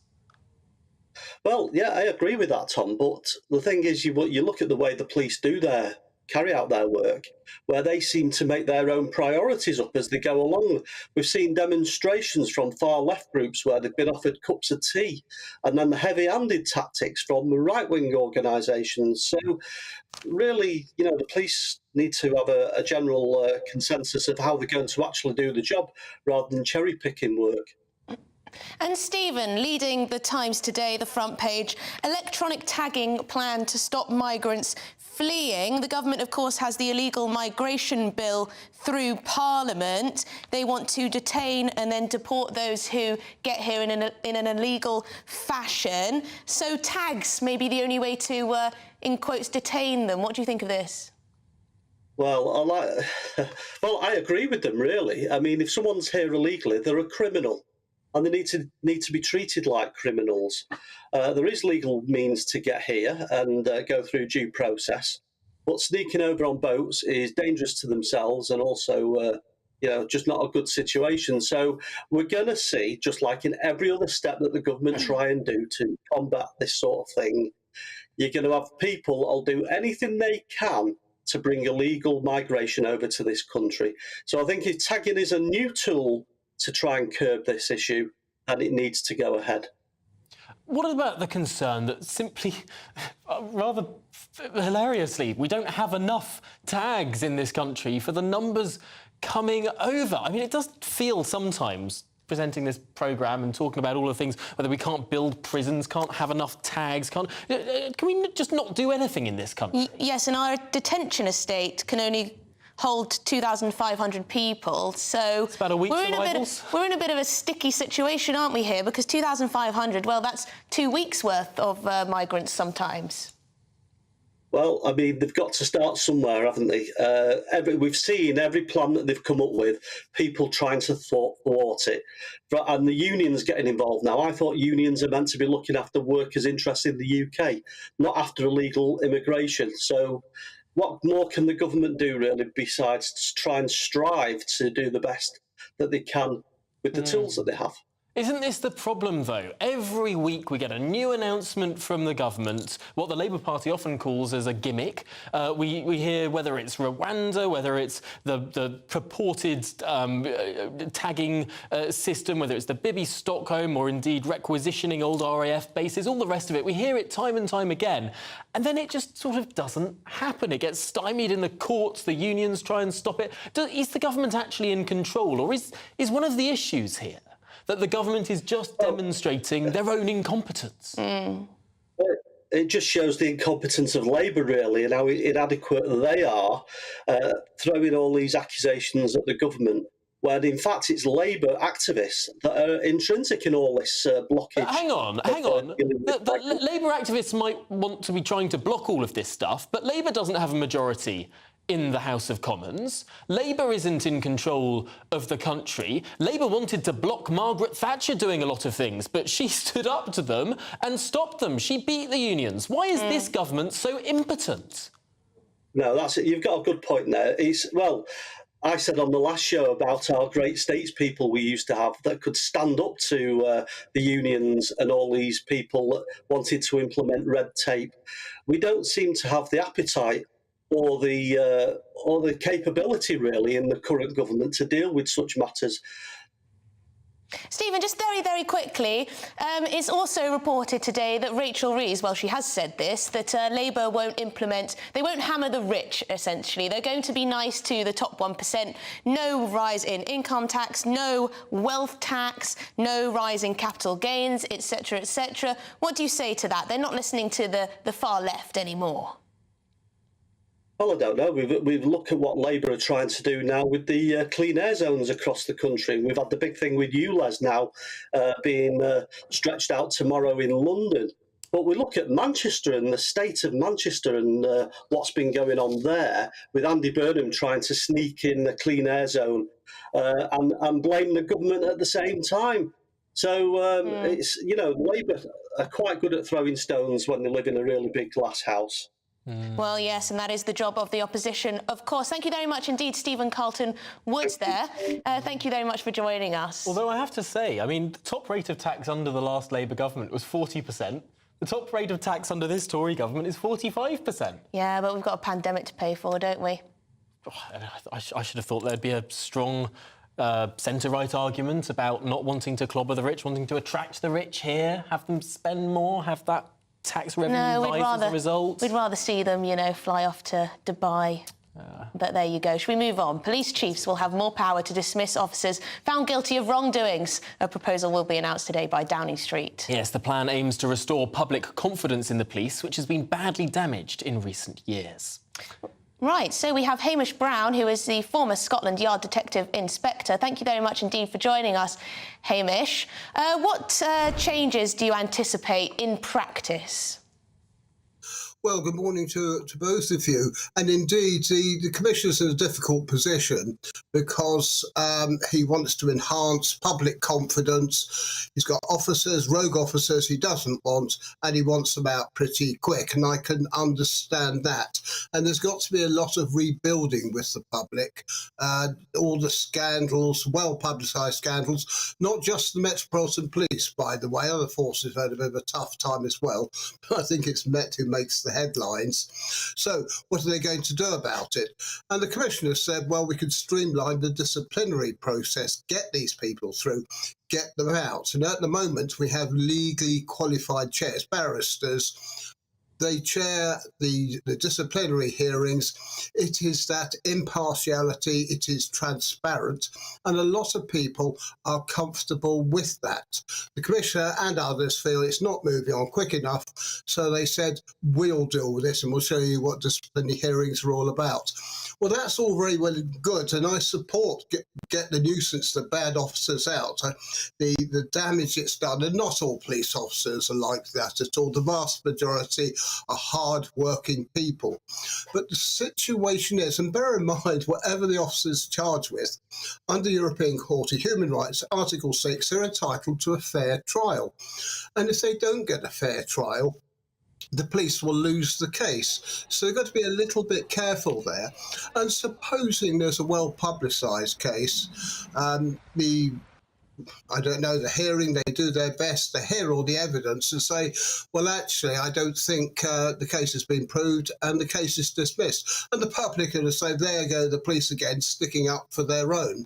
So to have that independent element. Now, the Office of Police Conduct, the official body, I think it's their chair, I stand corrected on that, have said, look, why don't you just leave the system as it is to try the case and then leave it to chief officers to hand out the appropriate sentence? And if that's a compromise, I support that.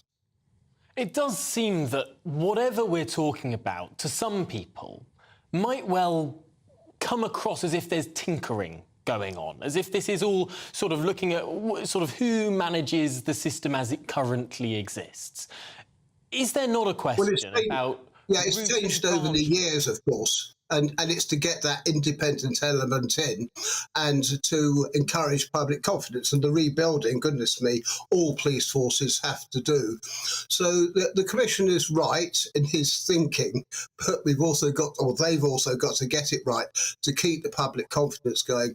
And it has to be independent and it has to be transparent for this system to work. So I think an element of the senior police officers handing out the sentence and another body to actually try the case. And I think that is the way forward. Yeah, it's interesting, isn't it? Who should decide what punishment, essentially, someone gets for misconduct? Interesting question there. I think that element of whether it's independent or not, whether police chiefs... Do we trust police chiefs to decide what happens to lower down officers? Thank you very much indeed for your time today. Hamish Brown there, former Scotland Yard Detective Inspector. Well, up next, we're going to discuss the idea of a Buy British button. Yes, a button on supermarket websites, allowing people to easily find British-produced produce. Yes, we're going to be talking to a Conservative MP who is behind the idea. You're with Britain's Newsroom, GB News. The temperature's rising. Boxed Solar, proud sponsors of weather on GB News. Hello there, I'm Greg Dewhurst and welcome to your latest GB News weather forecast. For the rest of Monday, there'll be some bright or sunny spells. Lots of places will be dry, but there will be still a few showers around, but not as heavy and as frequent compared to yesterday. Through the next few days, generally low pressure is in charge. We'll see showers or some longer spells of rain.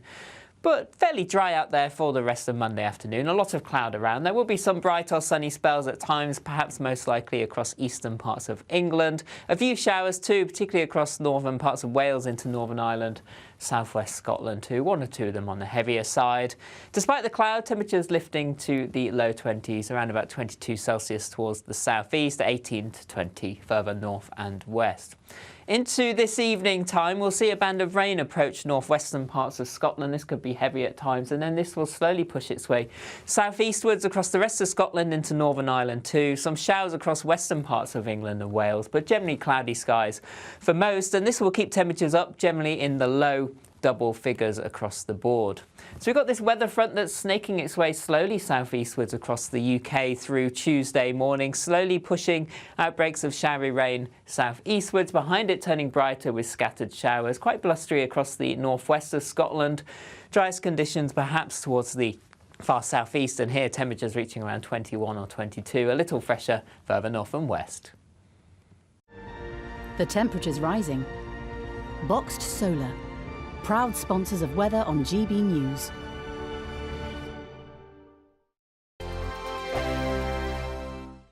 What you get for breakfast is something that, if we do our jobs right, you will wake up to news that you didn't know the night before. It's a conversation. It's not just me and Eamon. We want to get to know you, and we want you to get to know us. From 6, it's Breakfast with Eamon and Isabel. Monday to Thursdays on GB News, Britain's news channel. Westminster is going around in ever-decreasing circles, followed by the media. Britain is broken. How on earth did we get into this mess? But more importantly, how do we get out of it? Join me at 7 p.m, Mondays to Thursdays on Farage, here on GB News. We will have open, rational debate. We've got to work out how Britain moves forward from this. Join us here on GB News, the People's Channel. Britain is watching. When the news happens, it happens here. And really important breaking news. Breaking news this morning. On TV, radio and online, the news starts here on Britain's Newsroom. All the biggest stories and the answers that you need from across the UK and beyond. Join Britain's Newsroom from 9:30 on GB News. The People's Channel, Britain's news channel. Join me, Patrick Christie's, Monday to Friday, 3 till 6. We tackle the day's news agenda like you've never seen before. It's high tempo, high octane, the most controversial topics and the best guests. You will not be able to take your eyes and ears off it. I'm not afraid to ask the questions that you really want answered. 3 till 6 p.m, Monday to Friday on GB News, the People's Channel, Britain's news channel. People in Britain, they love free speech, but they also love fair play. I don't care if I'm speaking somebody from a trade union, from the Labour Party, somebody from the SNP. And I think the viewers like to see that actually we can challenge one another, but in a positive way. We think we ask the questions that people want to ask, and often we ask the questions that we wanted to ask in Parliament but never got the chance to ask. So join us every Saturday, 10 a.m. till noon on GB News, Britain's news channel. Hi, I'm Dan Wootton. You can watch me live on GB News Monday to Thursday from 9 p.m. And did you know that you can also watch and listen live on our website, GBNews.com?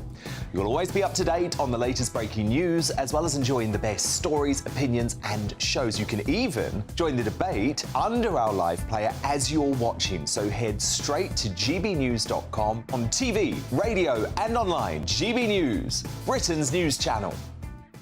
It's all about family, being in people's living rooms, all the interaction and getting to know who our viewers and listeners are. When I was young, my dad used to say, "Nah, stop arguing." I wanted an outlet that would enable me to give my opinion.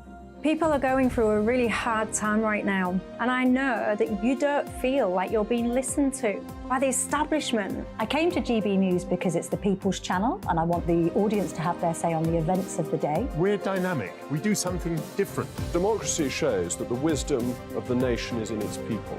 I get to travel to find out what the story is from a personal perspective. The British people aren't fools. We know when we're not being told the full story. We've got to work out how Britain moves forward from this.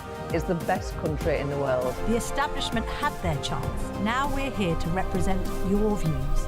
Britain's watching. Britain's watching. Britain's watching. We're proud to be GB News, The People's Channel. Britain's news channel.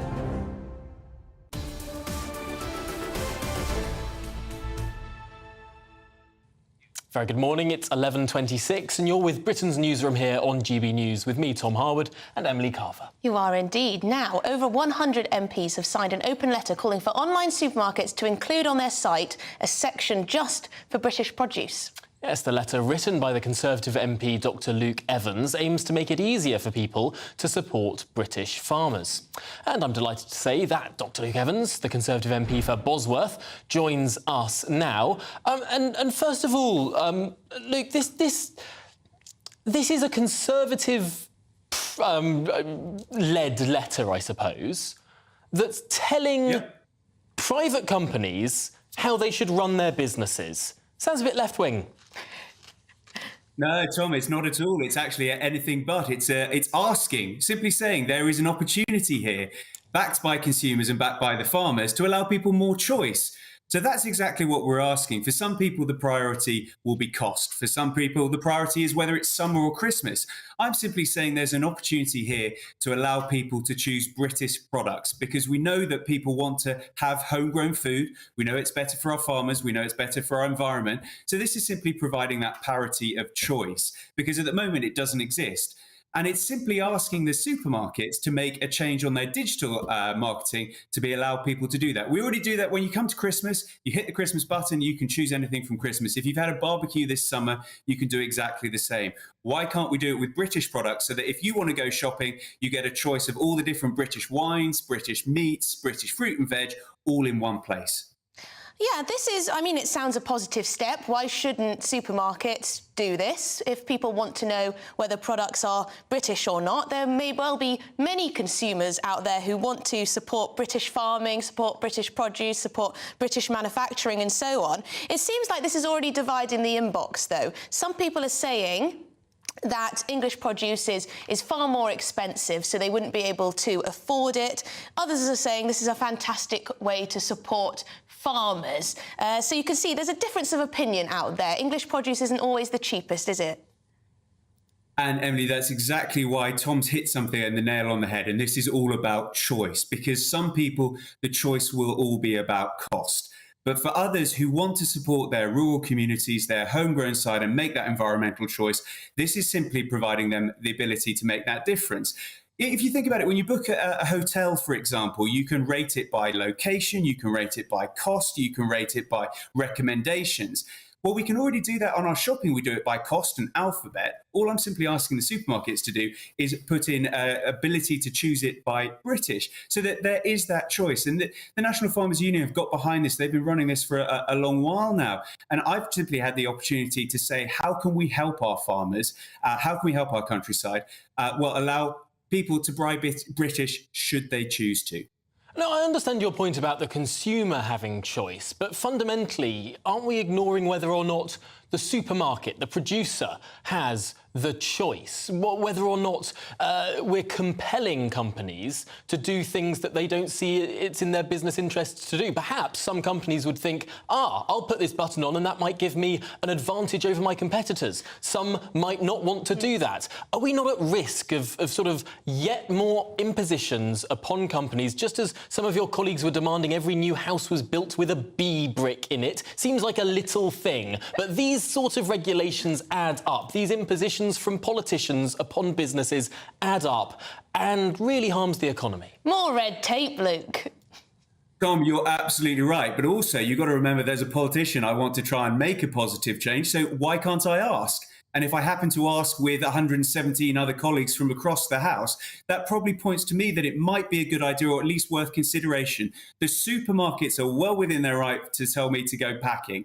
But actually, I've started a debate about this, and as you rightly pointed out, the inbox is divided about this, social media is divided about this, but what it means more fundamentally is that people are having a conversation about what they prioritise when they're shopping. What are they doing to support their farmers? Are they buying homegrown food, and should they get the chance to do so? So for me, this is exactly what a Conservative MP should be doing, asking people to make a change and allowing them, the market, then to decide. So what I'd like to see, Tom, in answer is all the supermarkets put this in place. If it's not commercially viable and it flops, fair enough. I don't think it takes much to digitally change this on their websites and allow them that choice. And then I'll back right off, because if it doesn't work and it's not supported by the consumer, well, then I'll go back into my box. Luke, I don't want to burst your bubble, but aren't some supermarkets already doing this? So we wrote to them about 6 months ago to make sure that, to see what is actually happening on that basis. And they all say they support British farmers. And there's good evidence about labelling, but no one's actually collating it into one space. And that's what this is all about. So when you get onto the website, you can find it easily. They do it with Christmas. They do it with autumn and Halloween and those kind of things. Why can't we do it now with a British button?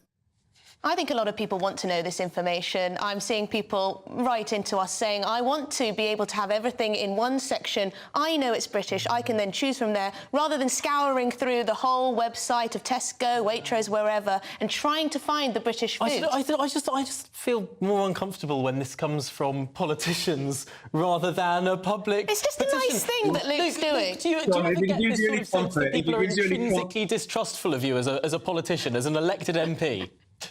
Well, Tom, it should give you more comfort that the NFU are asking for it, so the Farmers Union are. I think there's a vested interest for them to do so. But I think what we're seeing is, in my constituency, I see a lot more independent shops coming up, independent farmers markets. When I go and visit them out in Market Bosworth or out in Burbage, they want to talk about buying independent stuff. So it's not for everyone. I'm not saying it should be for everyone, but I'm simply saying there should be a parity of choice.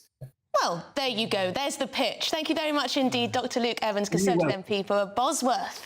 Absolutely. No, it'll be interesting to see whether supermarkets respond, which ones say yes, which ones say no. Perhaps the higher-end ones will pay the software developers to do the website redesign. Perhaps some of the others won't. But what are your views? gbviews@gbnews.com. This is GB News.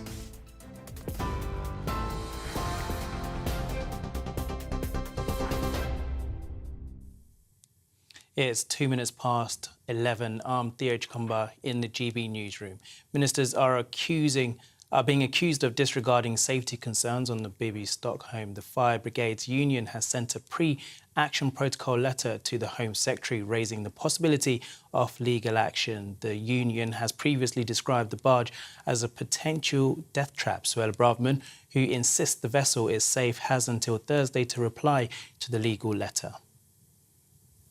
Meanwhile, the Home Office is reportedly considering the use of electronic tags to monitor asylum seekers who arrive in the country illegally. The Times says officials have been asked to find ways to prevent thousands of people who arrive on small boats from absconding. The Home Secretary says police needs to follow all reasonable lines of inquiry in a new plan to crack down on crime. Forces in England and Wales will have to consider all the potential evidence, including CCTV, doorbell videos and phone tracking, to catch suspects and recover stolen items. Suella Braverman says it would be a step towards delivering the victim-focused common-sense policing the public deserve. A number of people have been injured after a cruise ship broke free from its moorings during a storm in Spain. Passengers on board the P&O ship Britannia were treated by medical staff after it collided with a petrol tanker in Palma in Mallorca. P&O says the ship will stay in the port to be checked for technical issues. You can get more of all of those stories by visiting our website, gbnews.com.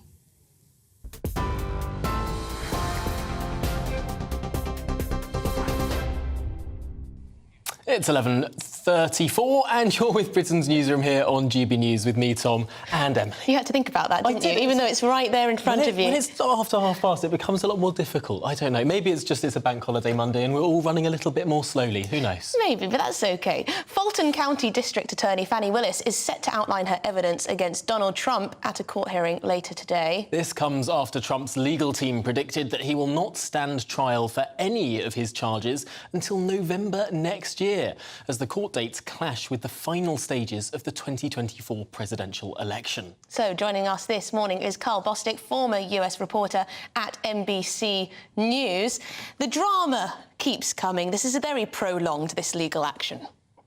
Yes, in fact, today what's happening is a hearing before a district judge in Georgia by one of the co-defendants, Mark Meadows. He was Donald Trump's chief of staff. What he wants to do is change the venue from a state court to a federal court. That would not necessarily, be a real setback for Lonnie Willis. What it would change is things like the size of the jury pool. If it's a state court, it's the Atlanta county community, which he's very familiar with, the court, the jurors, all of those procedural things. But if it was a federal court, it would be 10 counties. And they might be counties that are more sort of warm towards Trump rather than the inner cities that are more Democrat. Yes and no. Yes and no, because while Atlanta, Biden won like 75% to 25% for Trump, those 10 counties, yes, you did see more voters turning out for Trump. However, Biden still won all of those counties. So there is that. But another key development to watch out of this hearing is if it does agree to move to a federal court, the new strategy would be that, hey, I'm a federal employee. Under U.S. law, federal employees are not subject to state laws. So, in fact, they're subject to immunity. Right. So that would be kind of also a test of that. But they first would have to get the change of venue. And then they could make an argument about actual immunity from even being charged. Would the shift from state to federal courts change how Mr. Trump was being tried? Because, as I understand it, the fact that this is a state-level prosecution would mean that the President of the United States, were that to be in future Mr. Trump, would not be able to pardon himself. Well, that's why it's so historic and unprecedented, because this has really never happened before, ever, because this is not carrying out his presidential duties. What is he trying to do? He was trying to actually strong-arm or pressure the overturning of votes in Georgia. He fell short by around 11,800 votes, which could have given him Georgia. Between Georgia and 3 or 4 of the states, Donald Trump would be in the White House today, for example. But isn't what he would say to that is he wasn't trying to overturn the election. He genuinely believes there was election fraud going on. Maybe a convenient number of election votes turned out to be fraud in his view, but that's surely going to be the argument he puts forward. Well, that's why the test is for the prosecutor, because she wants to show that this was really a conspiracy carried out in several states. You had a slate of fake electors that they wanted to submit to Congress. You also had, worryingly enough, you actually had tampering of voting machines in Coffee County, tampering to show that how easy it was to manipulate a vote. And that's why, again, you have that element of the fact that this was a conspiracy on lots of levels, isolated acts of breaches of conduct put together. And to be clear, this tampering was done by allies of Trump, it's alleged, rather than the other way around. And it's a way of saying that's how racketeering works, because you take individual acts, but when you put it together, it means that they had, on surface, they have maybe nothing in common, but if it's towards a common goal, the common goal of keeping him in power and overturning the results, that's where it becomes a conspiracy. And what do you say to those who are watching all of this and thinking this is politically motivated to try and prevent Trump from running and becoming president? Well, that is going to be part of your argument, because they're saying, why are you having this trial here while I'm campaigning? Why are you trying to keep me from doing my job? If I'm not only the front runner, he could even be the nominee for the Republican Party. So this is kind of like really a cat and mouse situation. It's very fascinating in many ways, but fascinating for the wrong reasons, because it's really disruptive to the electoral process, because there's no language in the Constitution that says that he can't run if he's convicted. There's no language that says he can't serve in the White House if convicted. So you're talking about a lot of new territory right there. And this is democracy where I don't think anyone foresaw this. No, he could be under house arrest in the White House. What a peculiar situation that would be. But how likely is it that any of these indictments will come to a head before the election? Well, your guess is as good as anyone else's, because right now, the way it's sequenced out, Lonnie Willis, she wants a speedy trial. She wants to start the trial in October. You've got the Mar-a-Lago cases of the documents which were contained. The Jack Smith, he wants to start that in January. And then you've got, of course, the hush money case, from Manhattan. That's in the spring. So you could see some sort of a verdict by next summer. And Election Day is November of next year. So there is that possibility. But, you know, Donald Trump, he's notorious for over-litigating and delay. I can't help but think in the whole context of this, a certain irony to the candidate who became so famous for saying, lock her up in 2016. It seems that the boot is on the other foot. Well, not only is the boot on the other foot, but already he's using his mugshot. He's monetizing that. He's monetizing that by selling it on T-shirts and on mugs. Well, he was always a businessman first, eh? A mugshot on a mug. Well, I suppose it's very interesting. It makes sense. It's very interesting to see how the public are responding to this in the States. Yes, no, absolutely fascinating. But Carl Bostic, thank you so much for being with us this morning. Yes, still this morning. Thank you. I'm having real trouble with time today, aren't It's I? 11:41. Don't go anywhere. Emma Wolf and Bushra Sheikh will join us in just one moment to look through those papers. This is Britain's Newsroom on GB News. The Live Desk with me, Mark Longhurst. And me, Pip Thompson. It's here Monday to Friday on GB News. From midday, we'll bring you the news as it breaks, whenever it's happening and wherever it's happening, from across the UK and around the world. Refreshing, feisty, but with a bit of fun too. If it matters to you, we'll have it covered on TV, radio and online. Join the Live Desk on GB News, the People's Channel, Britain's news channel. Weeknights on GB News from 6 p.m. You'll always get drama. Please stop, Michelle. I know, yeah. Please stop. Should I just shut up? Romance. You like me, I like you. There you go. There you are. Well, don't tell anybody. Adventure. Etc. That's the whole point. But and action. Sergeant, we're being greeted by superstar panel that are already at it. They're fighting. It's going to be quite a show. Only on GB News, the People's Channel, Britain's news channel. So Jubes and Co, we tackle the issues of the day with real robust debate, both sides of the fence, battling it out with me in the middle with my forthright opinions and views. And often really interesting things happen because you start with a position and then by the end of the debate you find actually, well, I might not have thought about that one. What we need in this country is 2 new political parties. You should maybe think about doing a 2024 calendar. I'm Michelle Dewberry and I'm keeping you company right through until 7 o'clock this evening. GB News, the People's Channel, Britain's watching. Monday to Thursday, 9 p.m. till 11 p.m. Join me, Dan Wootton. I'll bring you the sharpest takes and hottest debates. Do you not believe in prison? I don't believe in prisons. I'm completely stunned. I guarantee you there'll be no spin, no bias, no censorship. I actually was personally quite offended by it. And no reason to go to bed. So I guess they've always been quite woke. That's Dan Wootton tonight on TV, radio and online. Monday to Thursday from 9 p.m. till 11 p.m. on GB News. The People's Channel, Britain's news channel. In a world of dull and predictable radio and TV shows. Oh, hi. On Mark Dolan tonight, we've got big guests. We drill into the big stories of the day. The show adds up to a brilliant listening and viewing experience. Mark Dolan Tonight is the most entertaining current affairs show ever, and that's a fact. That's Mark Dolan Tonight, Friday, Saturday and Sunday from 9. Only on GB News, Britain's news channel. Like all families, we have arguments every now and then, but actually we agree on what the mission of GB News is, and that's the most fundamentally important thing. GB News provides the kind of platform that lets all voices be heard. We don't hold back. We're free to say what we really think. Just because some people who live in a tiny little Westminster bubble think that their particular story is important, that's not the most important story for me. And often they will be difficult stories, stories that you won't find on the establishment media. Because what people think in the north of England may be very different to what they're thinking in the home counties. We're going to carry on telling the world what life is really like for households up and down the UK. We love to be in your car, in your kitchen as you're having your breakfast. Whatever you're doing, you are part of the show. If it matters to you, it matters to us. Britain's watching. Britain's watching. Britain's watching. We're proud to be GB News, the People's Channel, Britain's news channel.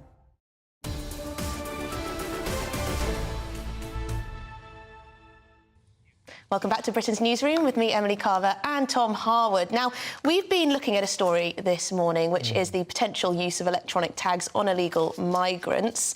And we are joined in the studio by political commentator Bushra Sheikh and the author and journalist Emma Wolf, who have some views on this one. Bushra, what do you think to this idea?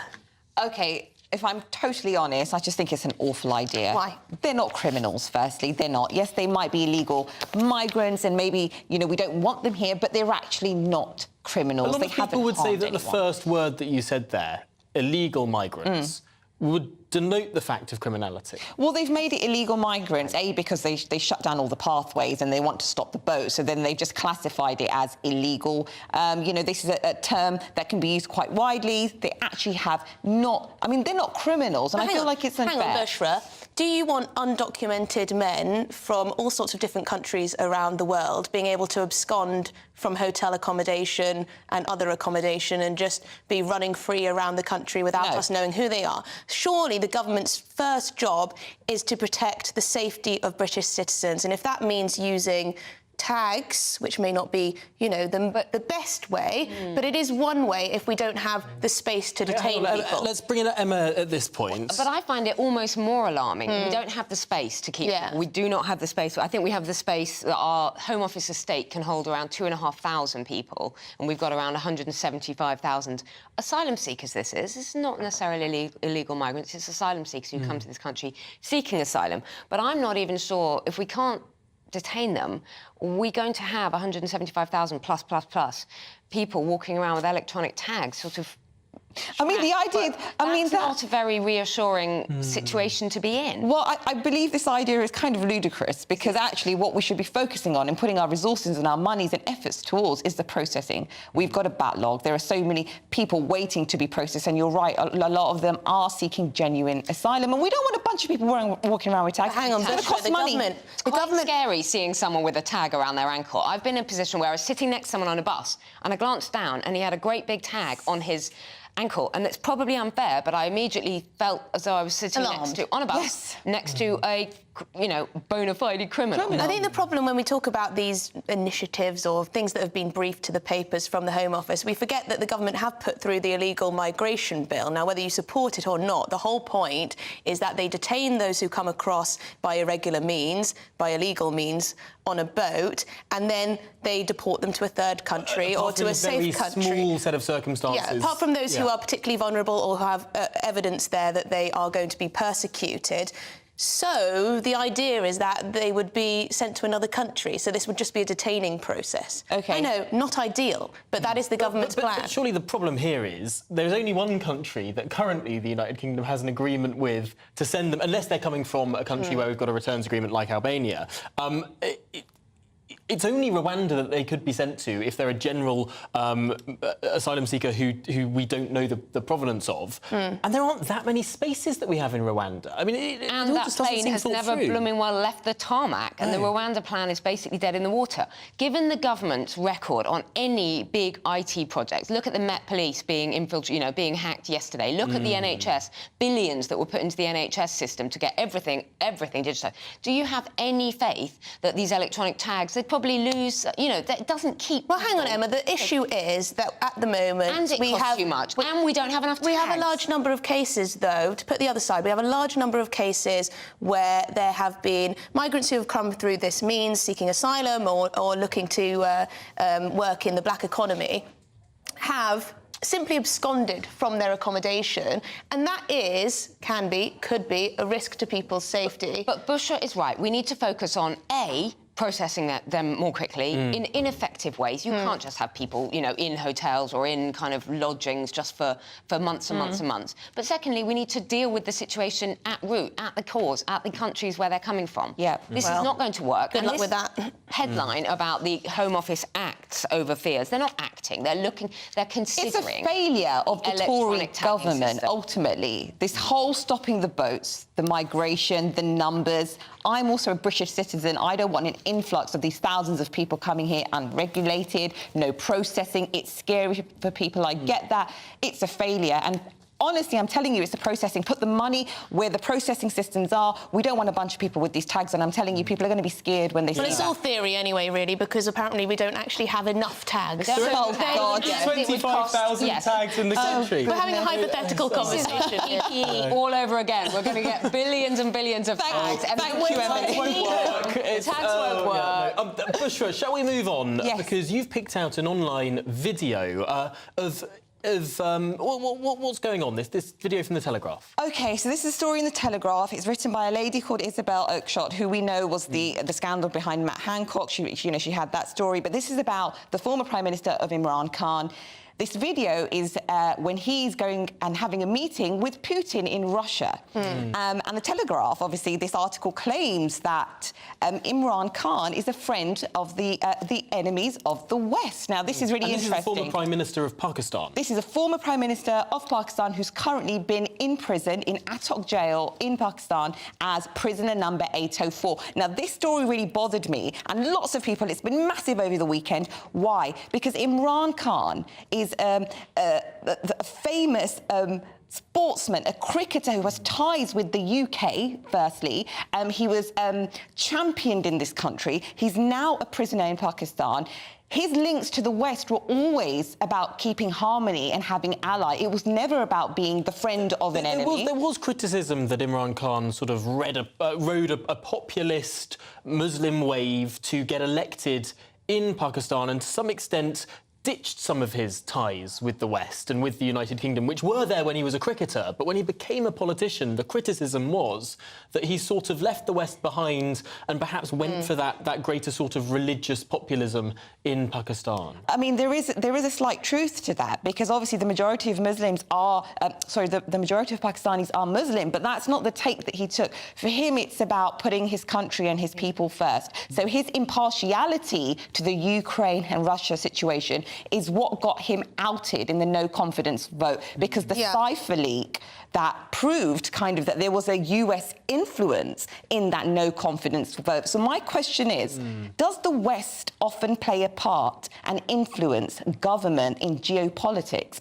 That's the real question, you know, because this cipher leak, his no-confidence vote, all of these criminal charges towards him, we know that the US had some involvement. We've got this article in The Telegraph. You know, to me, it's so much. Emma, what do you make of this? Because I think a lot of people might think that sometimes we always blame the West for everything. Sometimes it's the internal politics of these countries that's going wrong, rather than sort of the bogeyman of the United States. Yeah, I mean, I would always defer to Bushra on this. She's passionate and very, very informed about the situation around this. But it astonishes me, A, that this hasn't been on the front pages more, you know, what the situation that's happening there. But also, Imran Khan has always made it very clear that he's a leader of his country and that he puts Pakistan first. I don't think there's any pretense there. Well, worrying nonetheless. Shall we just squeeze in our final 60 seconds, a sentence each, on this story about the Duke of York? Is he being rehabilitated with his family? There does seem to be a little bit of a thawing, because he's not now being thrown out of the Royal Lodge. As far as we know, the King is not going to throw... The King! We have a King. The King is not going to throw him out of the Royal Lodge. He's not going to be demoted to Frogmore Cottage. He's been at Balmoral. This feels like the end of the summer holidays thing that they all have to... You can imagine Kate and William going, we've got to go, babe. We've got to go. Up to Balmoral. You know what? Prince Andrew has a past. He has a history. I think that's going to be very, very hard to live down. And for me, this is interesting. Of course, he's part of the royal family. That's going to happen. But, you know, let's see. Much more to discuss there. I'm afraid we have run to the end of the show. Thank you very much. Thank you, guys. And to Emma, thank you so much for being here and talking through all of those stories at home and abroad. This has been fun. That's it for Britain's Newsroom today. Absolutely. Well, up next, it's the live desk with Mark Longhurst and Pip Thompson. And Mark is here to tell us about what's coming up. What's going on, Mark? Well, no crime too small, so says, of course, the Home Secretary, Suella Braverman. Every offence should be investigated, she says, but with 1 in 8 specialist officers for sexual offences and rapes, those posts still unfilled, where will the officers be coming from? As we look at the royal story, but just discussing, of course, Prince Andrew back in the fold, it seems, of Balmoral, but suggestions that the King and Queen are looking to slim down the royal household. Middle management, we're told. Too many staff doing the same job. Assistants who've got the assistants. And the World Cup. The kissing row going into extra time. Spanish authorities to hold an extraordinary meeting this lunchtime. A brighter outlook with Boxed Solar. Proud sponsors of weather on GB News.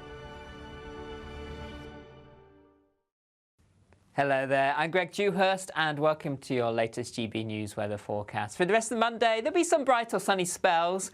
Lots of places will be dry, but there will be still a few showers around, but not as heavy and as frequent compared to yesterday. Through the next few days, generally low pressure is in charge. We'll see showers or some longer spells of rain. But fairly dry out there for the rest of Monday afternoon. A lot of cloud around. There will be some bright or sunny spells at times, perhaps most likely across eastern parts of England. A few showers too, particularly across northern parts of Wales into Northern Ireland, southwest Scotland too, one or two of them on the heavier side. Despite the cloud, temperatures lifting to the low 20s, around about 22 Celsius towards the southeast, 18 to 20 further north and west.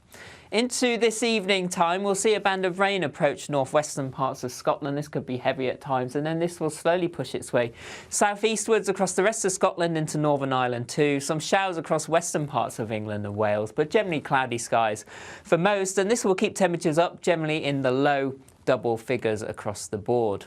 So we've got this weather front that's snaking